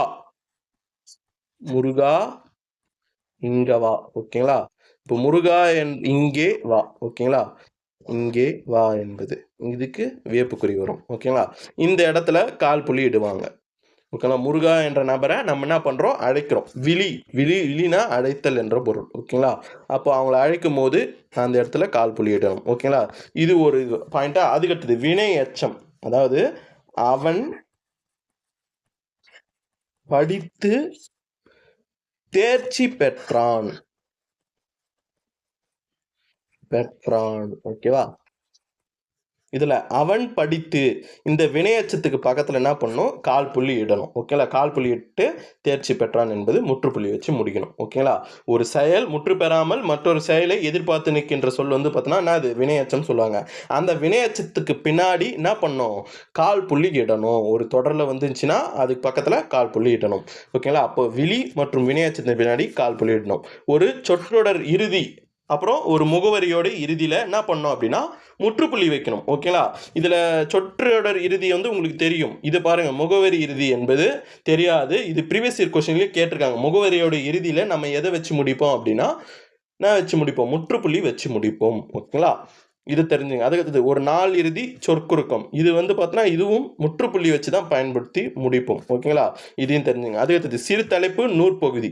ஓகேங்களா, இதில் வந்து பார்த்தோன்னா என்ன பண்ணுவோம், இந்த சிறு தலைப்பெல்லாம் வந்துச்சுன்னா முக்கால் புள்ளி வைப்போம். ஓகேங்களா, முக்கால் புள்ளி வச்சுட்டு சிறு தலைப்பு போட்டு நம்ம எழுதுவோம். ஓகேங்களா, அதையும் தெரிஞ்சுங்க. அதுக்கு அடுத்தது 45வது கொஸ்டின், கீழ்கண்ட சொல்லுக்கு பொருத்தமான பன்மை சொல்லோடு சொல்லை தேர்ந்தெடு. இப்போ மாடு என்பதற்கான பன்மை சொல். ஓகேங்களா, அதாவது தொகை மரபு கேட்டிருக்கான், அவ்வளோதான், சிம்பிள். ஓகேங்களா, அதாவது கூட்டு பெயர்கள்னு சொல்லுவாங்க இல்லையா, அதுதான். இதில் என்னது, மாடு என்ற சொல்லுக்கான பன்மை சொல் என்னன்னு கேட்டிருக்கான். ஓகேங்களா, மாடு என்பதற்கான கூட்டு பெயர் என்ன வரும், மாட்டு மந்தை அப்படின்ட்டு வரும். அவ்வளோதான். ஓகேங்களா, பிற கூட்டு பெயர்கள் பார்க்கலாமா, அப்படியே காது கொடுத்து கேளுங்க, நான் சொல்கிறத வாசிக்கிறத காது கொடுத்து கேளுங்க, ஸ்கிப் பண்ணாதீங்க. ஓகேங்களா, இப்போ மக்களுக்கு அதோடைய தொகுப்பு என்ன வரும், மக்கள் கூட்டம் அல்லது குழு வரும். வீரர்கள் படை, ஆட்டு மந்தை, ஆ நிறை. ஓகேங்களா, பசு நிறை, ஆவும் பசுவும் ரெண்டு தான், ரெண்டுமே ஒரே பொருள் தான். ஓகேங்களா, ரெண்டுத்துக்குமே நிறை வரும். மாட்டு மந்தை பார்த்தாச்சு. யானை கூட்டம் அல்லது அணி அல்லது துகுதின்னு வரும். தொகுதி கிடையாது, துகுதி. ஓகேங்களா, இப்படி கொடுத்துருக்காங்க, துகுதின்னு வரும். அதுக்கு இது சிறப்பு தமிழ் புக்கில் இருக்குதான் இது. ஓகேவா, அதுக்கு காகம் குழு, திராட்சை அவரை துவரை, இதுக்கு வந்து பார்த்தோன்னா குலைன்னு வரும். சாவி பூ திராட்சை. ஓகேங்களா, இதுக்கு வந்து பார்த்தோன்னா கொத்து. ஓகேங்களா, ஃபஸ்ட்டு திராட்சை அவரை துவரைக்கு குலைன்னு கொடுத்துருக்கான், இன்னொன்று இதில் திராட்சைக்கு கொத்துன்னு கொடுத்துருக்கான். ஓகேங்களா, நீங்கள் எது வரும்ன்ட்டு நீங்களே பார்த்துங்க. அதுக்கு அடுத்தது விறகு, கட்டு, சுள்ளி, புல், நெல். இதுக்கு வந்து பார்த்தோன்னா கற்றை. வைக்கோல், போர், கல், குவியல். அதுக்கு அடுத்தது கௌதாரி, திரள், கம்பு, சோளம். இது ரெண்டுத்துக்குமே தட்டை அல்லது கொள்ளைன்னு வரும். அதுக்கடுத்தது மாட்டு, தொழுவம், ஆடு, பட்டி, குதிரை, கொட்டில். ஓகேங்களா, இதெல்லாம் வாழிடங்கள். ஓகேங்களா, வாழிடங்கள் கொடுத்துருக்கான். யானைக்கு கூடம், லாயம், பந்தி. ஓகேங்களா, அதுக்கு அடுத்தது வாத்து, பண்ணை, சிலந்தி, வலை. இதெல்லாம் வாழிடங்கள். எலி, முயல், நண்டு. இதுக்கு வாழிடங்கள் வலை. குருவிக்கு கூடு. கரையான், பாம்பு. இது வாழிடங்கள் புற்று. ஓகேங்களா, கரடி, முளை அல்லது குகை. பன்றிக்கு தொழுவம் அல்லது குழி. நத்தைக்கு கோடு. பழம், குலை. அதுக்கடுத்தது புல், கட்டு, ஆலங்காடு, பனை, தோப்பு. அதுக்கடுத்தது எறும்பு, சாறை, பலா, தோப்பு, தென்னந்தோப்பு, தேயிலை தோட்டம், பூ தோட்டம், வேளங்காடு. அதுக்கடுத்தது செடி, கொடி, மரங்குகளின் தொகுப்பிடங்களை பார்க்கலாம். ஆலங்காடு, சவுக்குத்தோப்பு, தென்னந்தோப்பு, கம்பங்கொல்லை, சோளக்கொல்லை, தேயிலை தோட்டம், பனை தோப்பு, வாழை தோட்டம், மா தோப்பு, பனைங்காடு, வேளங்காடு, பலா தோப்பு, பூ தோட்டம். ஓகேங்களா, இதெல்லாமே என்னது செடி கொடிகளின் மரங்களின் தொகுப்பிடங்கள். ஓகேங்களா, அதுக்கு அடுத்தது 46வது கொஸ்டின் பாருங்க, பொறுத்துக. ஓகேங்களா, இது எல்லாமே வினை மரபுல இருந்து கொஸ்டின் கேட்டிருக்கான். ஓகேங்களா, முறுக்குக்கு என்ன வரும்? தின்னு, அதோட வினை மரபு. சுவர், எழுப்பு, தண்ணீர், பருகு, தண்ணீர் குடி, பால், பருகு. ஓகேங்களா, இப்போ வினை மரபுகள் பார்க்கலாமா? வினை மரபுகள் நான் சொல்கிறேன், அப்படியே எதையும் காது கொடுத்து கேளுங்க. சோறு, உண்ணு. தண்ணீர் அல்லது நீர் ரெண்டுத்துக்குமே குடின்னு தான் வரும். ஓகேங்களா, அதுக்கடுத்தது பாலுக்கு பருகு. பழமு, அப்பமு, முறுக்கு, தின்பண்டம். இந்த 4த்துக்குமே தின்னு. மாத்திரை, விழுங்கு. பூ, கொய். மலர், பறி. இலை, பறி. கலை, பறி. கவிதை அல்லது செய்யுள். இது ரெண்டுத்துக்குமே ஏற்று. அதுக்கு பாட்டு, பாடு. கூடை, முடை. ஆடை அல்லது பாய். இது ரெண்டுத்துக்குமே நெய்யின்னு வரும். சுவர், எழுப்பு. படம், வரை. ஓவியம், புனை. கோலம், இடு. தீ, ஏற்று. தயிர், கடை. கூரை, வேய். அம்பு, ஏய். மரம், வெட்டு அல்லது தடின்னு வரும். உமி, கருக்கிடு அல்லது கருக்குன்னு வரும். காய்கறி, அரி. வலை, தோண்டு. நெல், தூற்று. நீர், பாய்ச்சு. பானை, வனை. மாலை, தொடு. ஓகேங்களா, இதெல்லாம் வினை மரபுகள். அதுக்கு அடுத்தது மரபு பிழையற்ற தொடரை எது? ஓகேங்களா, இது ஒளி மரபுகள்லேருந்து கேட்டிருக்கான். ஓகேங்களா, இதில் ஃபஸ்ட்டு புலி முழங்குமான்னு கேட்டிங்கன்னா கிடையாது. புலி வந்து பார்த்தோன்னா உருமும். ஓகேவா, அதுக்கடுத்தது குயில் வந்து பார்த்தோன்னா அகவும்னா கேட்டிங்கன்னா கிடையாது. குயில் வந்து பார்த்தோன்னா கூவும். அதுக்கடுத்தது குயில் கூவும். இதோ இங்கே கொடுத்துருக்கான் பாருங்க, அதுதான் ஆன்சரு. குயில் கூவும் என்பது தான் ஆன்சர். கழுதை கனைக்குமான்னு கேட்டிங்கன்னா கழுதை வந்து கனைக்காது. கழுதை கத்தும். ஓகேவா, இதை தவிர்த்து பிற ஒளிமரபுகள். ஓகேங்களா, ரொம்ப முக்கியமான ஒளிமரபுகள். சிங்கம் வந்து பார்த்தோன்னா முழங்கும் அல்லது கர்ஜிக்கும். யானை பிளிரும். புலி பார்த்தாச்சு, உருமும். குதிரை கனைக்கும். குரங்கு அலப்பும். பெண் குரங்கு மந்தி. ஓகேங்களா, அதுதான் அலப்பும். கரடி கத்தும் அல்லது சீரும். கழுதை கத்தும். நரி ஊளையிடும். நாய் குரைக்கும். பூனை சீரும் அல்லது அலரும். எருது எக்காலமிடும். மாடு கதரும். பசு கதரும். ஆடு கத்தும். பன்றி உருமும். எலி கீச்சிடும். பாம்பு சீரும். தவளை கத்தும் அல்லது கனைக்கும். குயில் கூவும். மயில் அகவும். காகம் கரையும். சேவல் கூவும். கோழி கொக்கரிக்கும். ஆந்தை அலரும். கூகை அல்லது கோட்டான் ரெண்டுமே என்ன பண்ணும்? குழரும். கிளி பேசும் அல்லது கொஞ்சும் அல்லது கிள்ளை பயிற்றும். புறா வந்து பார்த்தோன்னா குணுகும். வண்டு முரளும், முரன்றும், இமிரும். ஓகேங்களா, இது 3மே வரும். எங்கே இருக்குது? சிறப்பு தமிழ் புக்கில் இருக்குது. அணில் வந்து பார்த்தோன்னா கீச்சிடும். வானம்பாடி பாடும். தேநீர் இங்காரமிடும். கழுகு பருந்து ரெண்டுமே அலரும்.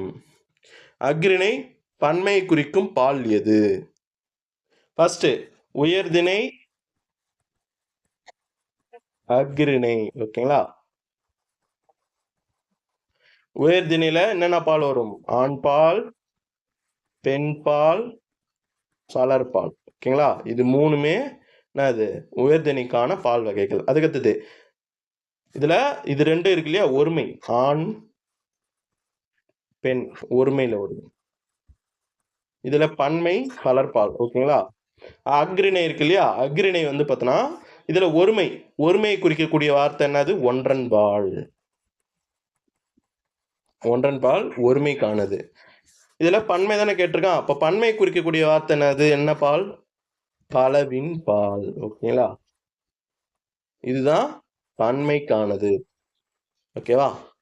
பலவின் பால் என்பது ஆன்சர். அதுக்கடுத்தது 49வது கொஸ்டின். பலர்பாலை குறிக்கும் சரியான தொடர் எது?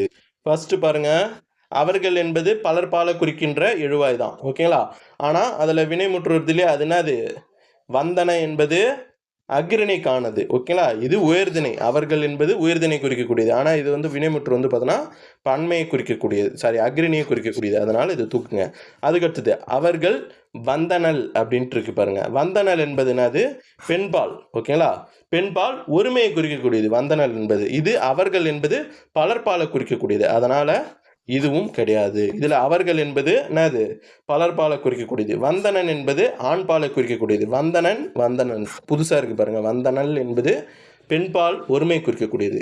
வந்தனல் என்பது ஆண்பால் ஒருமை குறிக்கக்கூடியது. ஒருமைக்கும் பலர்பாலுக்கும் பொருந்தாது. அதனால இது தூக்குங்க. அவர்கள் என்பது பலர்பால். அதுக்கு வருகின்ற வினைமுற்றும் என்னது வரணும்? கல் விகுதியில வரணும். ஓகேங்களா? கல் விகுதியில வந்தாதான் அது பலர்பால் வினைமுற்று விகுதி. ஓகேங்களா? வந்தார்கள், அவர்கள் வந்தார்கள். அவ்வளவுதான். இதுதான் ஆன்சர். அதுக்கடுத்தது 50வது கொஸ்டின். ஆண்பால் பெயர்ச்சொல் எவ்வகை வினை முடிவை பெறும்? அதாவது ஒரு வாக்கியத்தோட தொடக்கத்தில் ஒரு ஆண் பெயரோ அல்லது ஆண்பால் சுட்டு பெயரோ, அவன், கண்ணன், ராமன், இந்த மாரெல்லாம் வரும். ஆண்பாலை குறிக்கக்கூடிய வார்த்தை வரும். அப்படி வந்துச்சுன்னா அந்த செயல் முடிக்கும் போது என்ன பண்ணணும்? அந்த வினைமுற்று ஆண்பாலை வச்சு தான் முடிக்கணும். ஆண்பால் வினைமுற்று வச்சு தான் முடிக்கணும். ஓகேங்களா? அவ்வளோதான். இது ரொம்ப சிம்பிளான கொஸ்டின். ஓகேவா? இதே பெண்பால் வந்துச்சுன்னா பெண்பால் வினைமுற்று, பலர்பால் வந்துச்சுன்னா பலர்பால் வினைமுற்று. ஓகேங்களா? அதுக்கு அடுத்தது 51வது கொஸ்டின். ஒருமை பன்மை பிழையற்ற தொடர் எது அப்படின்னு கேட்டிருக்கான். இதுல ஃபர்ஸ்ட் கப்பல்கள் பழுதடையாமல் நெடுங்காலம் உழைத்தன. இதுல கப்பல்கள் என்பது என்னது? அஃறிணை பன்மை எழுவாய். ஓகேங்களா? அஃறிணை பன்மை எழுவாய், அதாவது பலவின் பாலுக்கான எழுவாய் இது. அப்போ அதுக்கு வினைமுற்றுனா வரணும், அஃறிணை பலவின் பாலுக்கான வினைமுற்று தான் வரணும். ஓகேங்களா? ரொம்ப சிம்பிளா கண்டுபிடிக்கலாம். அஃறிணை பலவின் பால் வினைமுற்றுனா அன ஆ என்ற விகுதிகளில் வந்திருக்கும். ஓகேங்களா? இதே அஃறிணை ஒருமைக்கான விகுதினா வரும், சூன்னு வரும். ஓகேங்களா? இப்போ கப்பல்கள் பழுதடையாமல் நெடுங்காலம் உழைத்ததுன்னு வந்திருக்கு பாருங்க. இது வந்து உழைத்ததுன்னு வந்துருக்குது. இது வந்து பார்த்தோன்னா அஃறிணை ஒருமைக்கான வினைமுற்று. தெரிஞ்சுங்க. ஓகேங்களா?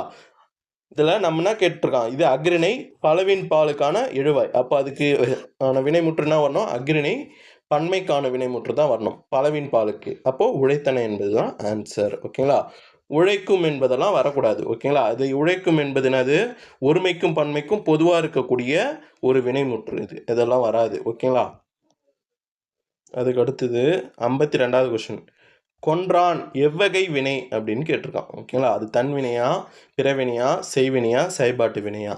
ஓகேங்களா? கொன்றான் என்பது என்னது?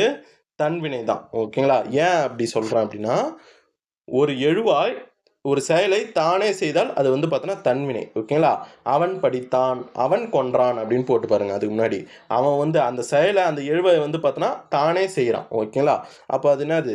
தன்வினை. அவன் கொன்றான். ஓகேங்களா? அவனே போய் கொன்னுட்டான். ஓகேங்களா? அப்போ அது தன்வினை. இதே இது பிறவினையா மாத்தினா எப்படி மாத்தினா? கொள்வித்தான் அப்படின்ட்டு மாத்து. கொள்வித்தான். வி என்ற வார்த்தை விகுதியில் அந்த வினை பக்கத்தில், ஓகேங்களா, வினை அடி கூட வி சேர்த்துட்டோன்னா அது வந்து பார்த்தோன்னா பிறவினையாக மாறிடும். ஓகேங்களா? அதுக்கு அடுத்தது 53வது கொஸ்டின். வேற்றுமை தொகைகளை வரிசைப்படுத்துக. மொத்தம் எத்தனை வேற்றுமை இருக்கு? 8 வேற்றுமை இருக்கு. ஓகேங்களா? இதுல முதல் வேற்றுமைக்கும் 8ஆம் வேற்றுமைக்கும் என்னது? அதுக்கு உறுப்புகள் வந்து பார்த்தோன்னா கிடையாது. ஓகேங்களா? அதுக்கு அடுத்தது 2வதுல இருந்து 7வது வரைக்கும் என்னது? ஐ. 3வது ஆள், 4வது கு, 5வது என்ன வரும்? இன்னுன்னு வரும், 6வது அது, 7வது கண். ஓகேங்களா? ஐயாள்கு இன்னது கண். ஓகேங்களா? இதுதான் வரிசை. ஓகேங்களா? இதுதான் வேற்றுமை உறுப்புகள். ஓகேங்களா? இதுல வரிசைப்படுத்தணும் அதுக்கேற்ற மாதிரி. இப்போ ஃபஸ்ட்டு பாருங்கள், ஃபஸ்ட்டு எது வரும் அப்படின்னா திருவாசகம் படித்தான். அவன் வேற்றுமை தொகை தான் கேட்டிருக்கான். வேற்றுமை விரி அல்லது விரின்னு வந்துருந்துச்சுன்னா வேற்றுமை உறுப்பு வெளிப்படையாக வந்திருக்கும். வேற்றுமை தொகை அப்படின்னா இந்த உறுப்புகள் எல்லாமே மறைஞ்சு வந்திருக்கும். அவ்வளோதான், சிம்பிள். இப்போ பாருங்கள், ஃபஸ்ட்டு திருவாசகத்தை படித்தான். இல்லை ஃபஸ்ட் ஆப்ஷன்லேருந்தே பார்த்துடலாம். மலை குகைன்னு இருக்கு இல்லையா, அது எப்படி வரும் அப்படின்னா மலையின் கண் குகை அப்படின்ட்டு வரும். ஓகேங்களா, அதில் கண் என்ற 7ஆம் வேற்றுமை உறுப்பு மறைஞ்சு வந்திருக்குது. அதுக்கடுத்தது திருவாசகம் படித்தான் அப்படின்னு வராது, திருவாசகத்தை படித்தான். 2ஆம் வேற்றுமை உறுப்பு மறைஞ்சு வருது, ஐ. ஓகேங்களா, 2ஆம் வேற்றுமை உறுப்பு. அதுக்கடுத்தது கம்பர் பாடல், அது எப்படி வரும்னா கம்பரது பாடல், அது என்ற வேற்றுமை உறுப்பு மறைஞ்சு வந்திருக்குது. ஓகேங்களா, இது எத்தனாவது உறுப்பு? 6வது உறுப்பு. அதுக்கு அடுத்தது சிதம்பரம் சென்றான், சிதம்பரத்துக்கு சென்றான். கு என்ற 4ஆம் வேற்றுமை உறுப்பு மறைஞ்சு வந்திருக்கு. அப்போ இது என்னது? 4ஆம் வேற்றுமை உறுப்பு. ஃபஸ்ட்டு நான் ஒரு வரிசையில் 2. ஓகேங்களா, திருவாசகத்தை படித்தான் என்பது தான் ஃபஸ்ட்டு வரும். அதுக்கு அடுத்தது 4வது, செகண்டு 4வது வேற்றுமை உறுப்பு வருமா? 4வது வேற்றுமை உறுப்பு எங்கே இருக்குது? 4ல் இருக்குது. அதுக்கு அடுத்தது 6வது வரும். 6வது எங்கே இருக்குது? 3ல் இருக்குது. அதுக்கடுத்தது லாஸ்ட்டாக 7வது வேற்றுமை உறுப்பு வரும். 7வது வேற்றுமை உறுப்பு 1ல் இருக்குது. ஓகேங்களா, 2 4 3 1 என்பது தான் ஆன்சர். ஓகேங்களா, எந்தெந்த வரிசையில் அது அமைஞ்சிருக்குது அப்படின்னு கேட்குறான் வேற்றுமை உறுப்பு, அவ்வளோதான். 54வது கொஸ்டின், சொற்களை ஒழுங்குபடுத்தி சொற்றொடர் ஆக்குக. லட்சியத்தை எனது அடைவேன் கல்வியால். இது நீங்கள் படித்து பார்த்து ஆன்சர் போடலாம். ஓகேங்களா, இது மொத்த ஆப்ஷன் படிங்க. எனது லட்சியத்தை அடைவேன் கல்வியால், இப்படியெல்லாம் வராது. ஓகேங்களா, கல்வியால் அடைவேன் எனது லட்சியத்தை, அடைவேன் லட்சியத்தை எனது கல்வியால், இதெல்லாம் வராது. நீங்கள் படித்தாலே பொருள் தரல. கல்வியால் எனது லட்சியத்தை அடைவேன், அவ்வளோதான். ஓகேவா, இதில் எனது லட்சியத்தை என்பது செயல்படு பொருள், கல்வி என்பது என்னது? எந்த கருவியால். ஓகேங்களா, எந்த கருவியால் நீ லட்சியத்தை அடைவ, அவ்வளோதான். கல்வி என்ற கருவினால் எனது லட்சியத்தை அடைவேன். ஓகேங்களா, அதுக்கு சொற்களை ஒழுங்குபடுத்தி சரியான தொடரை தேர்வு செய்க. போன கொஸ்டின் மாரி தான். ஓகேங்களா, இதில் கனிச்சாறு என்பது எழுவாய், தமிழுணர்வு நிறைந்த பாடல்களை என்பது செயல்படு பொருள், பயனிலை கொண்டது, அவ்வளோதான். இதன் அடிப்படையில் கனிச்சாறு தமிழுணர்வு நிறைந்த பாடல்களை கொண்டது. நீங்கள் மொத்தத்தெல்லாம் படித்து பாருங்கள், பொருள் தராது. அதுக்கு அடுத்தது ஆங்கில சொல்லுக்கு நேரான தமிழ் சொல், கலைச்சொல் கொடுத்துருக்கானா, இது என்னது? வாலண்டியர் கொடுத்துருக்கான். வாலண்டியர்னா என்னது? தன்னார்வலர், ஆப்ஷன் சி. அப்போ ஆய்வாளர் என்பது என்னது? இன்ஸ்பெக்டர் அல்லது ரீசர்ச்சர். அறங்காவலர் என்பது என்னது? ட்ரஸ்டின்னு சொல்லுவாங்க. ஆர்வலர் என்பது ஆக்டிவிஸ்ட் அல்லது ஏத்துசிஸ்ட். ஓகேங்களா, 57 ஃபாண்ட் என்னும் என்பதன் கலைச்சொல் தேர்க. என்னது ஃபாண்ட்னா? என்னது? எழுத்துருன்னு எல்லாருக்கும் தெரியும், எழுத்துரு. அப்போ எழுத்து என்பது லெட்டர் அல்லது கேரக்டர்னு சொல்லுவாங்க. எழுத்து பொறி என்பது டைப் ரைட்டர். ஓகேங்களா, அந்த எழுத்து பொறியை அடிக்கின்ற தட்டச்சு வந்து டைப் ரைட்டிங் மிஷின். ஓகேங்களா, அதுக்கு அடுத்தது எழுதுகோள், எழுதுகோள்னா பெண்ணுன்னு சொல்லுவாங்க. அதுக்கு அடுத்தது 58வது கொஸ்டின், கலைச்சொல் தருக. கார்ட்டூன் என்பதற்கான தமிழ் சொல் என்னது? கருத்து படம், ஆப்ஷன் சி. ஓகேவா, பொம்மலாட்டம் என்பது என்னது? பபர்டி. பேசும் படம் என்பது என்னது? டாக்கின்னு சொல்லுவாங்க. ஓகேங்களா, குறும்படம் என்பது ஷார்ட் ஃபிலிம். ஓகேவா, அதுக்கடுத்தது 51வது கொஸ்டின், முகப்பு பக்கம் என்ற தமிழ் சொல்லுக்கு நிகரான ஆங்கில சொல் முகப்பு பக்கம், இதுக்கு என்ன வரும்? ஹோம் பேஜ் என்பது தான் ஆன்சர். அதுக்கடுத்தது ஹோம் ரோ அப்படின்னு இருக்கு இல்லையா, ஹோம் ரோனா என்னதுன்னா தேவையில்ல, அடுத்த கொஸ்டின் பார்க்கலாம். 60வது கொஸ்டின், கலை சொல்லுக்கு நேரான தமிழ் சொல் அறிக அப்படின்னு கேட்டிருக்காங்கன்னா என்னது? Land breeze. லேண்ட் பிரீஸ்னா என்னது? நிலக்காற்று, ஆப்ஷன் சி. சுழல் காற்று என்பது ஒயல் விண்ட் அல்லது டொர்னடோன்னு சொல்லுவாங்க. அதுக்கு கடற்காற்று என்பது சி பிரீஸ். பெருங்காற்று என்பது என்னது? டெம்பஸ்ட். டெம்பஸ்ட்னா பெருங்காற்றுன்னு சொல்லுவாங்க. ஓகேவா, அதுக்கு அடுத்தது 61வது கொஸ்டின், கலை சொல்லுக்கு நேரான தமிழ் சொல் ஹோம் செக்ரட்டரி அப்படின்னா அது உள்துறை செயலர் என்பது தான் ஆன்சர். சட்டமன்ற செயலர் என்பது லெஜிஸ்லேட்டிவ். ஓகேங்களா, லெஜிஸ்லேட்டிவ் அசம்பிளி செக்ரட்டரி. அதுக்கடுத்தது நாடாளுமன்ற செயலர் என்பது பார்லிமெண்ட்ரி செக்ரட்டரி. பதிவுத்துறை செயலர் என்பது ரெஜிஸ்ட்ரேஷன் செக்ரட்டரி. ஓகேங்களா, அதுக்கு சீஃப் செக்ரட்டரினா தலைமைச் செயலர். ஹோம் மினிஸ்டர்னா உள்துறை அமைச்சர். ஃபாரின் செக்ரட்டரினா வெளித்துறை செயலர். அதுக்கடுத்து 62வது கொஸ்டின், கலை சொல்லுக்கு நேரான தமிழ் சொல் என்னது? ஆர்டிகல்ஸ் ஆஃப் காமர்ஸ் என்பதற்கான தமிழ் சொல் என்ன? இதில் ஆர்டிகல்ஸ் என்பது பொருட்கள், காமர்ஸ் என்பது மேலாண்மை அல்லது வணிகம் அல்லது வியாபாரம் குறிக்கக்கூடியது. பொருள் மேலாண்மை. அதுக்கடுத்தது தகவல் மேலாண்மைன்னு இருக்கு இல்லையா? அப்படின்னா என்னது? Information management. ஊடக மேலாண்மை என்பது மீடியா மேனேஜ்மெண்ட்டு. தலைமை பொறுப்பு என்பது லீடர்ஷிப் ரோல். ஓகேங்களா? அதுக்கடுத்தது 63வது கொஸ்டின். கலை சொல்லுக்கு நேரான தமிழ்ச்சொல் என்னது? ஆக்டினோதெரபி. இதுக்கான தமிழ்ச்சொல் என்னது? கதிர் மருத்துவம். ஓகேவா? அதுக்கடுத்தது என்னது? இயற்கை மருத்துவம். அதுனா நேட்ரோபதின்னு சொல்கிறாங்க. நேச்சுரோபதி. ஓகேங்களா? அதுக்கடுத்தது நவீன மருத்துவம், மாடர்ன் மெடிசன். சித்த மருத்துவம் தெரியும், சித்தா மெடிசன். ஓகேங்களா? அதுக்கடுத்தது 64வது கொஸ்டின். கலை சொல்லுக்கு நேரான தமிழ்ச்சொல் தருக. ஃபிலாசபி என்பதற்கான தமிழ்ச்சொல் தத்துவம். ஓகேங்களா? அதுக்கடுத்தது அசைனா என்னது? சிலபல். எழுத்துருனா ஃபாண்ட் பார்த்தாச்சு. படைப்பு என்பது கிரியேட்டர், ஒர்க் ஆஃப் ஹார்ட்னு சொல்லுவாங்க. அதுக்கடுத்தது 65வது கொஸ்டின். சாலிடிட்டி ரேஷியோ என்பதன் தமிழ் சொல் என்னது அப்படின்னா திண்மை விழுக்காடு. ஓகேங்களா? திண்மை என்பது என்னது? சாலிடிட்டி. ஓகேங்களா? அதுக்கு திடத்தன்மை என்பது சாலிட் ஸ்டேட்டு. திடத்தன்மை பரப்பு என்பது சாலிட் ஏரியா. ஓகேவா? அதுக்கடுத்தது தமிழ்நாட்டில் கல்லூரிகளில் பயிலும் மாணவ மாணவியருக்கு தமிழ் இலக்கியங்களில் படிக்கின்ற ஆர்வத்தையும் படிக்கின்ற ஆற்றலையும் உருவாக்க வேண்டும் என்பது தமிழக அரசின் நோக்கமாகும். அதற்கு தமிழ் வளர்ச்சித்துறை முன்னெடுக்கும் நிகழ்வு டேஷ்.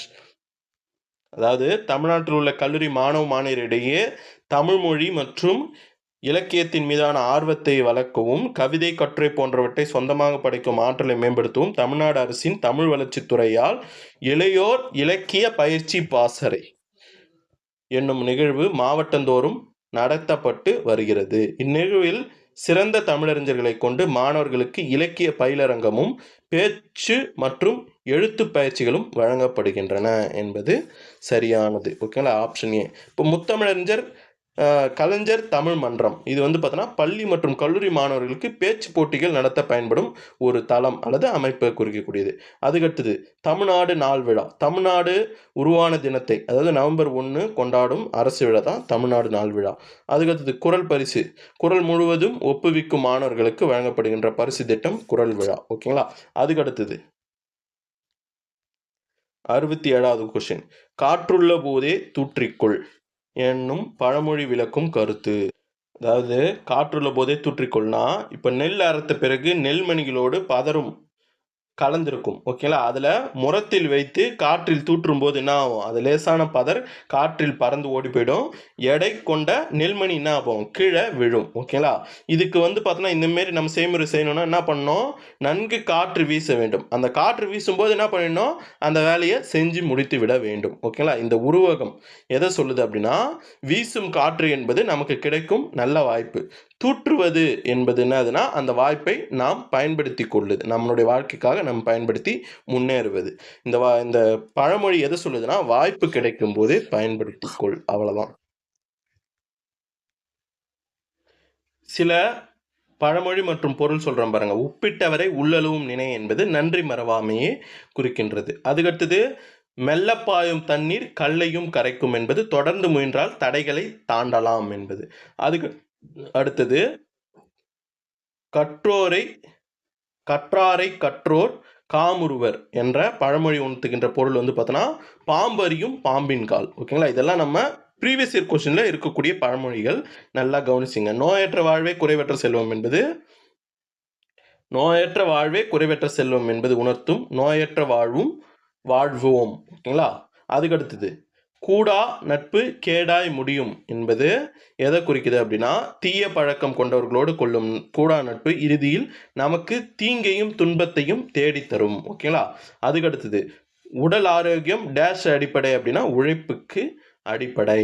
இதெல்லாம் ப்ரீவியஸ் இயர் கொஸ்டின் இருக்கிறது கேட்டுங்க. ஓகேங்களா? அதுக்கடுத்தது குடல் கூழுக்கு அழுவுதாம் டேஷ் அப்படின்னு கேட்டிருக்காங்க. அது எதுனா கொண்டை பூவுக்கு அழுவுதாம். அதாவது அடிப்படை உணவான கூழுக்கு வழியில்லாமல் வயிறு பசியால் வாடும்போது தலைமுடியில் சூடுவதற்கு பூ வேண்டும் என கேட்பது ஆடம்பர ஆசையை குறிப்பதாகும். ஓகேங்களா? அதை தவிர்த்து குறைக்குடம் ததும்பும் அப்படின்னா அறிவற்றவர் ஆரவாரம் செய்வர். கல் தோன்றி மண் தோன்றா காலத்து தமிழ் மொழியின் தொன்மை யானை வரும் பின்னே மணி ஓசை வரும் முன்னே முன் அறிகுறி அறிதல். அதுக்கடுத்தது ஆயிரம் வேரை தின்றவன் அரை வைத்தியன் மூலிகை பட்டறிவு மிக்கவனே மருத்துவன். அதுக்கடுத்தது வெள்ளை உள்ளம் கொண்டவர் செல்வர் தூய்மையான மனமே உண்மையான செல்வம். அதுக்கடுத்தது வாய்ப்பந்தல் போடாதே வெற்று பேச்சுக்களை தவிர்க்க வேண்டும். அதுக்கடுத்தது முயற்சி திருவினையாக்கும் தொடர் உழைப்பு செல்வத்தையும் வெற்றியும் தரும். மண்ணை தொட்டால் பொன்னாகும் உழைப்பவனின் கைகளில் அனைத்தையும் வளமாகும். நிதானமே பிரதானம் பொறுமையே மிக முக்கியம் பகுத்துண்டு பல்லுயிர் ஓம்புதல் பிறரோடு பகிர்ந்து வாழ்தல். அதுக்கடுத்தது குறைகுடம் ததும்பும் அறிவற்றவர் ஆரவாரம் செய்வர். ஒற்றுமை வலிமை கூடி செயல்பட்டால் வெற்றி நிச்சயம். இலைமறை காய் போல மறைபொருள் அல்லது ரகசியம். வேலியே பயிரை மேய்ந்தது போல நம்பிக்கை துரோகம். மந்திரத்தால் மாங்காய் விழாது உழைப்பின்றி எதுவும் கிடைக்காது. அதுக்கடுத்து புலி வரும் என்று பயந்தது போல எப்போதும் அச்சத்துடன் இருத்தல். பாம்பின் கால் பாம்பறியும் ஒருவர் செய்யும் தந்திரம் அவரை போன்றோருக்கே தெரியும். பசி வந்தால் பத்தும் பறந்து போகும் வறுமை ஒருவரது நட்பண்புகளை சிதைத்துவிடும். நிழலில் வாழ்வோர் வெயில் அறியார் வசதியில் வாழ்வோர் வறுமையின் கொடுமையை அறியார். தொட்டனை தூணும் மணற்கேணி போல அப்படின்னா படிக்க படிக்க அறிவு வளரும். தேன்கூட்டில் கை வைத்தது போல ஆபத்தான காரியத்தில் சிக்கிக் கொள்ளுதல். ஓகேங்களா. அதுக்கடுத்தது பின்வரும் பழமொழியின் பொருள் அறிக. யானைக்கும் அடிசெருக்கும் யானைக்கும் அடிசெருக்கும் என்பதற்கான பழமொழி பொருள் என்ன அப்படின்னா கவனமாக முன்னேறுதல். அதாவது இந்த பழமொழி என்ன சொல்லுதுன்னா யானை ரொம்ப பலமாக இருக்கும் நன்கு கால்களை என்ன பண்ணும் பெரிய கால்களை வச்சுட்டுருங்க விலங்கு அது வந்து பார்த்தோன்னா எளிதில் கீழே விழுந்து விடாது. அப்படிப்பட்ட விலங்கே வந்து பார்த்தோன்னா வலிமையான கால் கொண்ட விலங்கே சில நேரங்களில் சறுக்கி கீழே விழும் அபாயம் உண்டு. அது எதுக்காக சொல்கிறாங்க அப்படின்னா இப்போ பெரிய அறிவாளிகளாக இருந்தாலும் அல்லது திறமசாலிகளாக இருந்தாலும் அகம்பாவம் கொள்ளக்கூடாது. சவறு செஞ்சாலும் சறுக்கி விழுந்துடும். அதுதான் மிக கவனமாக முன்னேறி செல்லுதல். அவ்வளோதான். அதுக்கடுத்தது 69வது கொஸ்டின் பின்வரும் பழமொழியின் பொருள் அறிக. எறும்பு ஊறக்கல்லும் தேயும். அதாவது எறும்பு வந்து பார்த்தோன்னா கல்லை வந்து பார்த்தோன்னா கரைக்க முடியாது. ஏன்னா கல் வந்து பார்த்தோன்னா கடினத்தன்மை உடையது. இதே பல எறும்புகள் உட்காந்து பல நூறு ஆண்டுகள் வந்து பார்த்தோன்னா அந்த கல்லை இதுவாச்சுன்னா என்ன பண்ணும் கல்லும் கரைய ஆரம்பிக்கும். ஓகேங்களா. அதுதான் சொல்கிறாங்க. ஓகேங்களா. அதாவது விடாமுயற்சியோட ஒரு செயலை நம்ம தொடர்ந்து முயற்சிச்சோம் அப்படின்னா நம்மளுக்கு வெற்றி வரும். ஓகேங்களா. இப்போது டிஎன்பிஎஸ்சி எக்ஸாம்ஸே நம்ம விடாமுயற்சியோடு நம்ம படித்தோம் அப்படின்னா நம்ம எறும்பு மாரி இருந்தாலும் அந்த கல் என்ற டிஎன்பிஎஸ்சி என்ன கரையும். அவ்வளோதான். அதுக்கடுத்தது 70வது கொஸ்டின் இவன் பெரிய அரிச்சந்திரன் என்னும் மரபு தொடர் விளக்கும் பொருள் என்ன? அதாவது புராண கதைகளில் அயோத்தி நாட்டு மன்னன் தான் ஹரிச்சந்திரன். தன் வாழ்நாளில் எவ்வளவு பெரிய துன்பங்கள் வந்தாலும் தன் நாட்டை இழந்தாலும் தன் மனைவி மக்களை பிரிந்தாலும் சரி அவன் வந்து பார்த்தோன்னா பொய் சொல்ல மாட்டான். ஓகேங்களா. அதுதான் பொருள். இவன் பெரிய ஹரிச்சந்திரனா அவன் இப்போ உண்மை பேசுகிறவன் யாருன்னா ஒருத்தர் இருக்காங்கன்னு வச்சுங்க அவனை குறிப்பிடறதுக்கு தான் அப்படி சொல்லுவாங்க. இவன் பெரிய ஹரிச்சந்திரன் உண்மை பேசுபவனை குறிப்பிடுகின்ற வார்த்தை அது. ஓகேங்களா. அதுக்கடுத்தது 71வது கொஸ்டின் கிழித்த கோட்டை தாண்ட மாட்டான் என்ற மரபு தொடர் விளக்கும் கருத்து எது அப்படின்னா அதாவது ஒரு கோட்டை இப்படி கிழிச்சிட்டாங்க அப்படின்னா இங்கே நின்றுட்டுருக்கான் அப்படின்னா இங்கே தாண்டி வரமாட்டான். ஓகேங்களா. அது என்ன பொருள் அப்படின்னா இப்போ நம்ம ஒரு சொல் அவங்கள ஒருத்தர் சொல்கிறோம் அப்படின்னா அந்த சொல்லை மீறி அவன் வந்து பார்த்தோன்னா நடக்க மாட்டான். அதாவது பேச்சுக்கு அடங்கி நடக்கும் தன்மை உடையவனை குறிக்கக்கூடியது தான் கிழித்த கோட்டை தாண்ட மாட்டான். மரபு தொடரின் பொருள் அறிதல். கர்ணன் தோற்றாம்போ என்ற தொடர் விளக்கும் கருத்து. மகாபாரத்தில் வரக்கூடிய கர்ணன் இருக்கார் இல்லையா அவர் தன்னிடம் இருப்பதை இல்லை என்று சொல்லாமல் என்ன பண்ணுவார் அள்ளி அள்ளி கொடுத்து கொடைத்தன்மை உள்ளவர். ஓகேங்களா. இப்போது ஒரு நபரை பார்க்குற அவன் வந்து பார்த்தோன்னா என்ன பண்ணுறான் அள்ளி அள்ளி அதுமாரி கொடுத்துட்டு இருக்காங்கன்னு அப்படின்னா கர்ணனை விட அதிகமாக தர்மம் செய்கிறார் அப்படின்னா என்ன சொல்லுவாங்க கர்ணனே தோற்றாம்போ அப்படின்னு சொல்கிறது. வள்ளல் தன்மை அவங்களுடைய வள்ளல் தன்மையை குறிக்கக்கூடிய வார்த்தை தான் கண்ணன் தோற்றாம்போ அப்படின்ட்டு சொல்கிறது. இந்த மரபு தொடர் பற்றியெல்லாம் கவலைப்படாதீங்க. நான் வந்து பார்த்தோன்னா அவுட் சோர்ஸில் இருக்க இந்த மரபு தொடரையும், இப்போது கவர்மெண்ட் மெட்டீரியல் இருக்கக்கூடிய மரபு தொடரும், ப்ரீவியஸ் இயர் கொஷனில் இருக்கக்கூடிய மரபு தொடரை எல்லாத்தையுமே தொகுத்து இந்த கொஷின் பேப்பரெல்லாம் முடிச்சிட்ட அப்புறம் நான் உங்களுக்கு வீடியோவாக கொடுக்குறேன். ஓகேங்களா? அதுக்கடுத்தது 73வது கொஷின். ஓமை தொடரின் உணர்த்தும் பொருத்தமான பொருளை தேர்ந்தெடுத்து எழுதுக. மடை திறந்த வெள்ளம் போல. மடை என்பது என்னது? ஏரி குளங்களில் நீரை தடுத்தி நிற்க ஒரு கதவு போன்ற அமைப்பை தான் குறிக்கக்கூடியது தான் மடை. ஓகேங்களா? அந்த மடையை நீ திறந்து விட்டா என்ன வெள்ளம் அடிச்சுக்கிட்டு நாசம் பண்ணும். ஓகேங்களா? நாசம் பண்ணால் தடை, அதாவது அந்த நீர் வந்து பார்த்தோன்னா கண்ட்ரோலே பண்ண முடியாது. அந்த மடை தான் கண்ட்ரோல் பண்ணி வச்சுருக்கோம். அதை நீ திறந்து விட்டுட்டுனா அந்த நீரை வந்து பார்த்தோன்னா கண்ட்ரோலே பண்ண முடியாது. அது பாட்டுன்னு அந்த நீர் வந்து பார்த்தோன்னா அடிச்சுக்கிட்டு போகும். ஓகேங்களா? அப்போது மடை திறந்த வெள்ளம் போல என்பது தடையின்றி மிகுதியாக. ஓகேங்களா? இதுதான் பொருள். அதுக்கடுத்தது பொருத்தமானதை தேர்ந்தெடு. கண்ணினை காக்கும் இமை போல என்ற ஓமை தொடர் உணர்த்தும் பொருள் என்ன? கண் இருக்குதுன்னு வச்சுங்க, அந்த கண் வந்து பார்த்தோன்னா எப்படி இருக்குது? மிக மென்மையான பகுதி. அதை வந்து பார்த்தோன்னா பாதுகாக்கிறது எதுனா அந்த இமை தான். ஓகேங்களா? அதில் சிறு தூசி விழாமலையோ சிறு அடிபடாமலையோ கண்ணுக்கிட்ட நம்ம எதனா ஒரு இது எடுத்து போனோன்னே அந்த இமையை வந்து பார்த்தோன்னா மூடிக்கும். ஓகேங்களா? அது ஆட்டோமேட்டிக்காக மூடி அந்த கண்ணை பாதுகாக்கும். ஓகேங்களா? அப்போ கண்ணினை காக்கும் இமை போல என்பது பாதுகாப்பது. ஓகேங்களா? அதுக்கடுத்தது பொருத்தமானதை தேர்ந்தெடு. தாமரை இளநீர் போல. தாமரை இளநீர். ஓகேங்களா?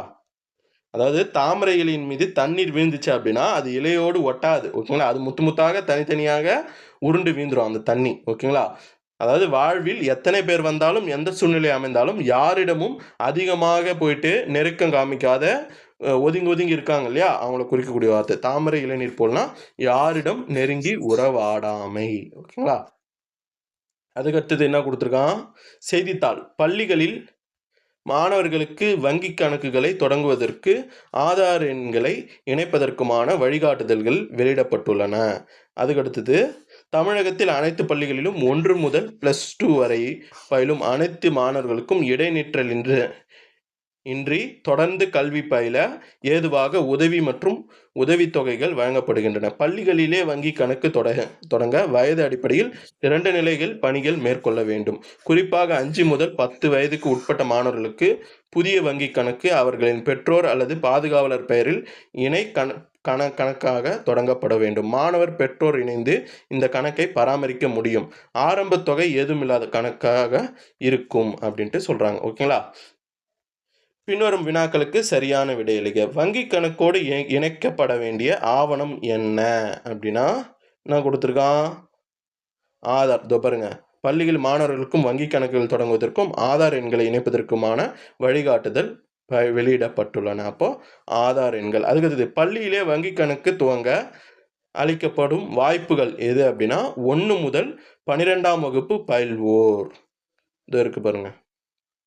தமிழகத்தில் அனைத்து பள்ளிகளிலும் 1 முதல் +2 வரை பயிலும் அனைத்து மாணவர்களுக்கும் இடைநிற்றலின்றி தொடர்ந்து கல்வி பயில ஏதுவாக உதவி மற்றும் ஊக்கத்தொகைகள் வழங்கப்படுகின்றன. அதுக்கடுத்தது 78வது கொஸ்டின். பள்ளிகளில் வங்கி கணக்கு தொடங்குவதற்கான காரணம் என்ன?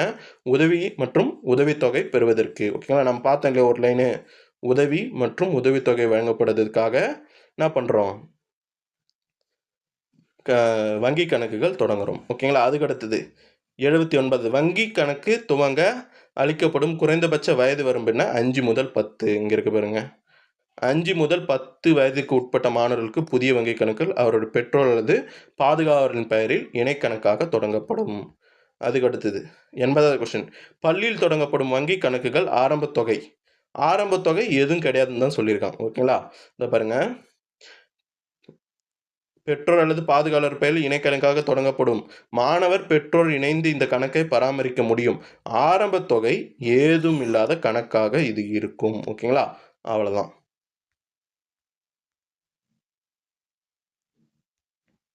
அதுக்கு அடுத்தது 81வது கொஸ்டின் பாருங்க. அது பொறுத்துக்க கொடுத்துருக்கானா, ஆங்கில சொல்லுக்கு நேரான தமிழ் சொல் கொடுத்துருக்கான். ஓகேங்களா? இதுக்கு பார்க்கலாமா? கிரியேட்டிவ் ரைட்டிங் நான் வரும் படைப்பாற்றல் எழுத்தாக்கம். ரிப்போர்ட் ரைட்டிங் என்பது அறிக்கை எழுதுதல். டெக்னிக்கல் ரைட்டிங் என்பது தொழில்நுட்ப எழுத்தாக்கம். எஸ்ஐ ரைட்டிங் என்பது கட்டுரை எழுதுதல். ஓகேங்களா? அதுக்கடுத்தது ஆங்கில சொல்லுக்கு நிகரான தமிழ் சொல்லை தேர்ந்தெடு. மில்கி வே. மில்கி வே என்பது என்னது? பால் வீதின்னு சொல்லுவாங்க. மில்கினா பால், வேனா வீதி, ஓகேங்களா, பால் வீதி. இதில் அண்டம் என்பது என்னது, யூனிவர்ஸை குறிக்கக்கூடிய வார்த்தை. சூரியன்னா தெரியும், சன்னு. நட்சத்திரம்னா ஸ்டார், ஓகேங்களா. அதுக்கடுத்தது 83வது கொஸ்டின். இன்சூரன்ஸ் என்னும் சொல்லுக்கு இணையான தமிழ் சொல் என்ன? இன்சூரன்ஸ்னா என்னது, காப்பீடு, ஓகேங்களா. அதுக்கடுத்தது உறுதி பத்திரம் என்பது என்னது, அஃபிடவிட், ஓகேங்களா, பாண்டுன்னு சொல்லுவாங்க, ஓகேங்களா. முகவர், முகவர் என்பது என்னது, ஏஜென்ட், ஓகேங்களா. இப்போ இன்சூரன்ஸ் ஏஜென்ட் எல்லாம் சொல்லுவாங்க இல்லையா, அப்போ காப்பீட்டு முகவர், ஓகேங்களா. அதுக்கடுத்தது பயனீட்டாளர், பயனீட்டாளர் என்பது பெனிஃபிஷரி அல்லது கன்சியூமர். அதுக்கடுத்தது 84வது கொஸ்டின். ஆங்கில சொல்லுக்கு நேரான தமிழ் சொல்லை அறிக. டவுன்லோட் என்பதற்கான தமிழ் சொல், எல்லாமே டவுன்லோட் தான் கொடுத்துருக்கான். அதுக்கான தமிழ் சொல் என்னது, தரவிறக்கம், ஓகேங்களா. ஆப்ஷன் ஏ தான் இதற்கான ஆன்சர். பதிவிறக்கமும் சொல்லுவாங்க, ஓகேங்களா, அதுவும் வரும். அதுக்கடுத்தது வட்டு என்பது என்னதுன்னா டிஸ்க். இதில் வட்டுன்னு கொடுத்துருக்காங்களே, இது டிஸ்கை குறிக்கக்கூடியது. இணையம்னா இன்டர்நெட்டு, ஓகேங்களா. அதுக்கடுத்தது 85வது கொஸ்டின். ஆங்கில சொல்லுக்கு நேரான தமிழ் சொல் என்ன? Target language. டார்கெட்னா என்னது, இலக்கு, ஓகேங்களா. லாங்குவேஜ்னா மொழி, அப்போ இலக்கு மொழி, ஓகேங்களா. அதுக்கடுத்தது 86வது கொஸ்டின். கனிச்சாறு யார் எழுதிய கவிதை நூல்? கனிச்சாறு யார் எழுதிய கவிதை நூல்? பாவலரேறு பெருஞ்சித்திரனார். பாவலரேறு பெருஞ்சித்திரனை பற்றி கூடுதல் தகவல், இதை காது கொடுத்து கேளுங்க. இவருடைய பெற்றோர் பெயர் துரைசாமி குஞ்சம்மாள். இவர் பிறந்த மாவட்டம் எது அப்படின்னா சேலம் மாவட்டத்தில் உள்ள சமுத்திரம் என்னும் ஊரில் இவர் பிறந்திருக்கார். இவருடைய இயற்பெயர் துரைமாணிக்கம். இவருக்கு சிறப்பு பெயர் என்னது, பாவலரேறு தற்கால நக்கீரர். இவர் நடத்திய இதழ்கள் தென்மொழி, தமிழ்ச்சிட்டு, தமிழ் நிலம், ஓகேங்களா. இவர் இயற்றிய நூல்கள் என்னென்னு தெரிஞ்சுங்க, இதுதான் முக்கியம். கனிச்சாறு, ஐயை, கொய்யாக்கனி, பாவியக்கத்து, பள்ளி பறவைகள். அதுக்கடுத்தது இந்த பள்ளி பறவைகள் வந்து பார்த்தோன்னா குஞ்சுகளுக்கு மற்றும் பறவைகளுக்கு மணிமொழி மாலை, ஓகேங்களா. இது மூணுத்துக்காக எழுதப்பட்ட நூல் பள்ளி பறவைகள். அதுக்கடுத்தது நூறாசிரியம், என் சுவை என்பது, உலகியல் 100, திருக்குறள், மெய்ப்பொருளுரை, மகபுக வஞ்சி, இது எல்லாமே இவர் இயற்றிய நூல்கள், ஓகேங்களா. இது நம்ம ஸ்கூல் புக்கில் இருக்கக்கூடிய டேட்டா தான், 10th ஸ்கூல் புக்கில் இருக்கக்கூடிய டேட்டா. இதில் கனிச்சாறு என்ற நூல் எத்தனை தொகுதிகளாக வெளிவந்துள்ளதுன்னு கேட்குறாங்க. 8 தொகுதிகளாக வெளிவந்துள்ளது, ஓகேங்களா. அதுக்கடுத்தது 87வது கொஸ்டின். திருவிக்கா போல இமைகளை மூடியபடி எழுதும் ஆற்றலை கொண்டவர் யார் அப்படின்னா ரா இளங்குமரனார், ஓகேங்களா. நம்ம ஸ்கூல் புக்கில் இருக்க டேட்டா அது. அதுக்கு அடுத்தது அகரவரிசையில் எழுதுக. நான் கொடுத்துருக்கான் தை, தீ, தே, தேன், தட்டு, துணி, ஓகேங்களா. ஃபர்ஸ்ட் என்ன பண்ணுங்க, இந்த சொற்கள் வந்து பார்த்தோன்னா பிரிங்க. இத்து கூட்டல் ஐ, இத்து கூட்டல் இ, தி, ஓகேங்களா. இத்து கூட்டல் ஏ, அதுக்கடுத்தது இத்து கூட்டல் ஆ, அதுக்கடுத்து இத்து கூட்டல் ஊ, ஓகேங்களா, குறில், ஓகேங்களா. இப்போ பாருங்க, ஃபர்ஸ்ட் என்ன வரும், இத்து கூட்டல் ஆ, தட்டு தான் வரும், ஓகேங்களா. தட்டு ஒரே 2 இடத்துல இருக்குது, இதையும் தூக்குங்க, தட்டு வந்துடுச்சா. அதுக்கடுத்தது என்ன வரும், இத்து கூட்டல் ஈ, நெடில், ஓகேங்களா, தீ வந்துடுச்சு. அதுக்கடுத்தது என்ன வருது, துணி. அதுக்கடுத்தது தேன், லாஸ்ட்டாக தான் தை, ஓகேவா. அதுக்கடுத்தது 89வது கொஸ்டின். உவே சுவாமிநாதர் பிறந்த ஊர் எது அப்படின்னா உத்தமதானபுரம், ஓகேங்களா. இவரை பற்றி பிற கூடுதல் தகவல்களை பார்க்கலாம். இவருடைய இயற்பெயர் வேங்கடரத்தினம், ஓகேங்களா. இவர் பிறந்த ஊர் வந்து பார்த்தீங்கன்னா திருவாரூர் மாவட்டத்தில் உள்ள உத்தமதானபுரம். இவருடைய ஆசிரியர் பெயர் மகாவித்வான் மீனாட்சி சுந்தரம், ஓகேங்களா. இவருடைய பெற்றோர் பெயர் வேங்கட சுப்பு சரஸ்வதி அம்மையார். இவருடைய இசை ஆசிரியர் யாருன்னா சோமசுந்தர பாரதியார், ஓகேங்களா. மறைந்த இடம் எது அப்படின்னா திருக்கழுக்குன்றம். இவர் என்னன்னு சொல்லுவாங்க, சிறப்பு பெயர் தமிழ் தாத்தா என்று அழைக்கப்படுவார். அவருடைய ஆசிரியர் அவருக்கு வைத்த பெயர் என்னன்னு கேட்பாங்க, சுவாமிநாதன்.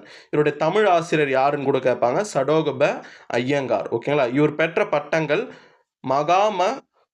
மகாமகோபாத்தியாயா, திராவிட வித்யாயா பூஷணம், அதுக்கடுத்தது தட்சிணாத்தியாய கலாநிதி, அதுக்கடுத்தது பதிப்புத்துறையின் வேந்தர், டாக்டர், புலம்பெருங்கடல், ஓகேங்களா. இதெல்லாம் இவர் பெற்ற பெயர்கள், ஓகேங்களா. அதுக்கடுத்தது இவர் பிறந்த ஊர் திருவாரூர் மாவட்டத்தில் உள்ள உத்தமதானபுரம். அவருடைய இயற்பெயர் வேங்கடரத்தினம். அவருடைய ஆசிரியரின் பெயர் மகாவித்வான் மீனாட்சி சுந்தரம். அவருடைய ஆசிரியர் அவருக்கு வைத்த பெயர் சாமிநாதன். அதனால் அவர் உத்தமதானபுரம் வேங்கட சுப்புவின் மகனார் சுவாமிநாதன் என்று சுருக்கமாக உவே சா என்று அழைக்கப்பட்டார், ஓகேங்களா.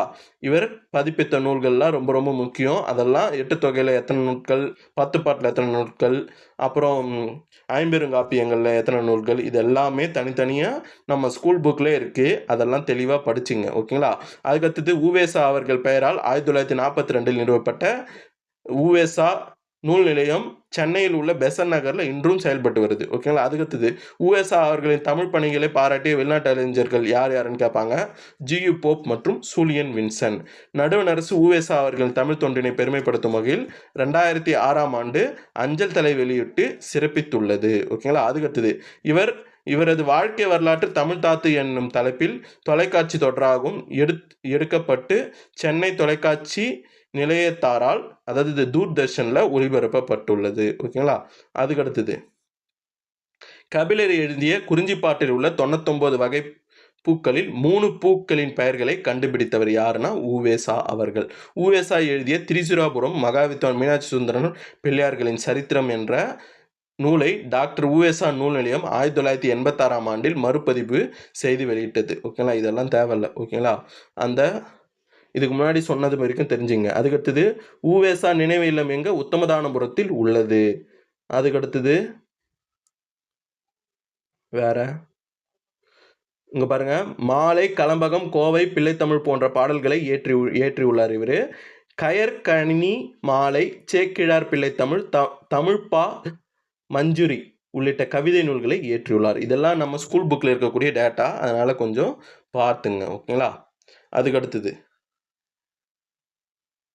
9வது கொஸ்டின். ஒன்று என்னும் தமிழ்ச்சொல் மலையாளத்தில் டேஷ் என அழைக்கப்படும். ஒன்றை தமிழ்ச்சொல்ல மலையாளத்தில் எப்படி அழைப்பாங்க அப்படின்னா ஒன்று அப்படின்ட்டு அழைப்பாங்க. இதுதான். இப்போ ஒக்கடி என்பது தெலுங்குல ஒன்று என்ற சொல்லுக்கு அழைப்பாங்க. அதுக்கடுத்தது ஒந்து என்பது கன்னடத்தில் ஒன்று என்ற சொல்ல அழைக்கக்கூடிய வார்த்தை ஒந்து. அதுக்கடுத்தது ஒஞ்சி என்பது துளு மொழியில் ஒன்று என்று சொல்ல அழைக்கக்கூடியது. ஓகேங்களா. இதை தவிர்த்து பிற என்ன பார்க்கலாம். கண் கண் என்பது அடிச்சொல், தமிழில் அழைக்கிறது. கண்ணு இது பார்த்தோன்னா மலையாளம் மற்றும் கன்னடத்தில் அழைக்கக்கூடியது கண் என்ற சொல்லுக்கு. அதுக்கடுத்தது இந்த கண்ணு இது பார்த்தோன்னா தெலுங்கு மற்றும் குடகுல அழைக்கக்கூடியது. கண் இது பார்த்தோன்னா எந்த மொழியில்னா குறுக்கு. அதுக்கடுத்தது கென் இது பார்த்தோன்னா பர்ஜி மொழியில். அதுக்கடுத்தது கொன் இது தோடா மொழியில். ஓகேங்களா. அதுக்கடுத்தது மூன்று இது தெரியும், தமிழ் மொழியில் மூன்றுன்னு சொல்லுவாங்க. இதே மூணு அப்படின்னா மலையாளத்தில் அழைக்கப்படுகிறது. அதுக்கடுத்தது மூடு என்பது தெலுங்கு மொழியில், மூறு என்பது கன்னட மொழியில், மூஞ்சி என்பது துளு மொழியில். ஓகேங்களா. இதெல்லாம் தெரிஞ்சு வச்சுங்க. நம்ம 9th ஸ்கூல் புக்கில் திராவிட மொழி குடும்பத்தில் இதை பற்றி டீட்டெயிலாக கொடுத்துருக்காங்க. அதுக்கடுத்தது பொருத்தமான விடையை தேர்ந்தெடு. மொரிஷியஸ், இலங்கை உள்ளிட்ட நாடுகளில் பணத்தாள்களில் டேஷ் மொழி இடம்பெற்றுள்ளது அப்படின்னா தமிழ் மொழி. இதுவும் நம்ம ஸ்கூல் புக்கில் இருக்கக்கூடிய டேட்டா தான். ஓகேங்களா. இதையும் தெரிஞ்சுங்க. அதுக்கடுத்தது 92வது கொஸ்டின். பொருத்தமான விடையை தேர்ந்தெடுத்து எழுதுக. 80 விழுக்காடு அளவுக்கு திராவிட மொழி கூறுகளை கொண்டுள்ள ஒரே திராவிட மொழி எது அப்படின்னா தமிழ் தான். ஓகேங்களா. அதுக்கடுத்தது 93வது கொஸ்டின். தமிழ் மொழியில் இன்று நமக்கு கிடைத்துள்ள நூல் மிக பழமையான நூல் எது அப்படின்னா தொல்காப்பியம் தான். இது எல்லாமே போட்டுருவீங்க. ஓகேங்களா. அதுக்கடுத்தது நன்னூல் பார்த்தோன்னா எப்போ ஏற்றப்பட்டது? 14ஆம் நூற்றாண்டில் பவனந்தி முனிவரால் எழுதப்பட்டது. ஓகேங்களா. அகத்தியம் இது முதல் இலக்கண நூல் என்றாலும் இது பார்த்தோன்னா நமக்கு கிடைக்கவில்லை. எல்லாரும் அகத்தியம் போட்டு போறீங்க. ஓகேங்களா.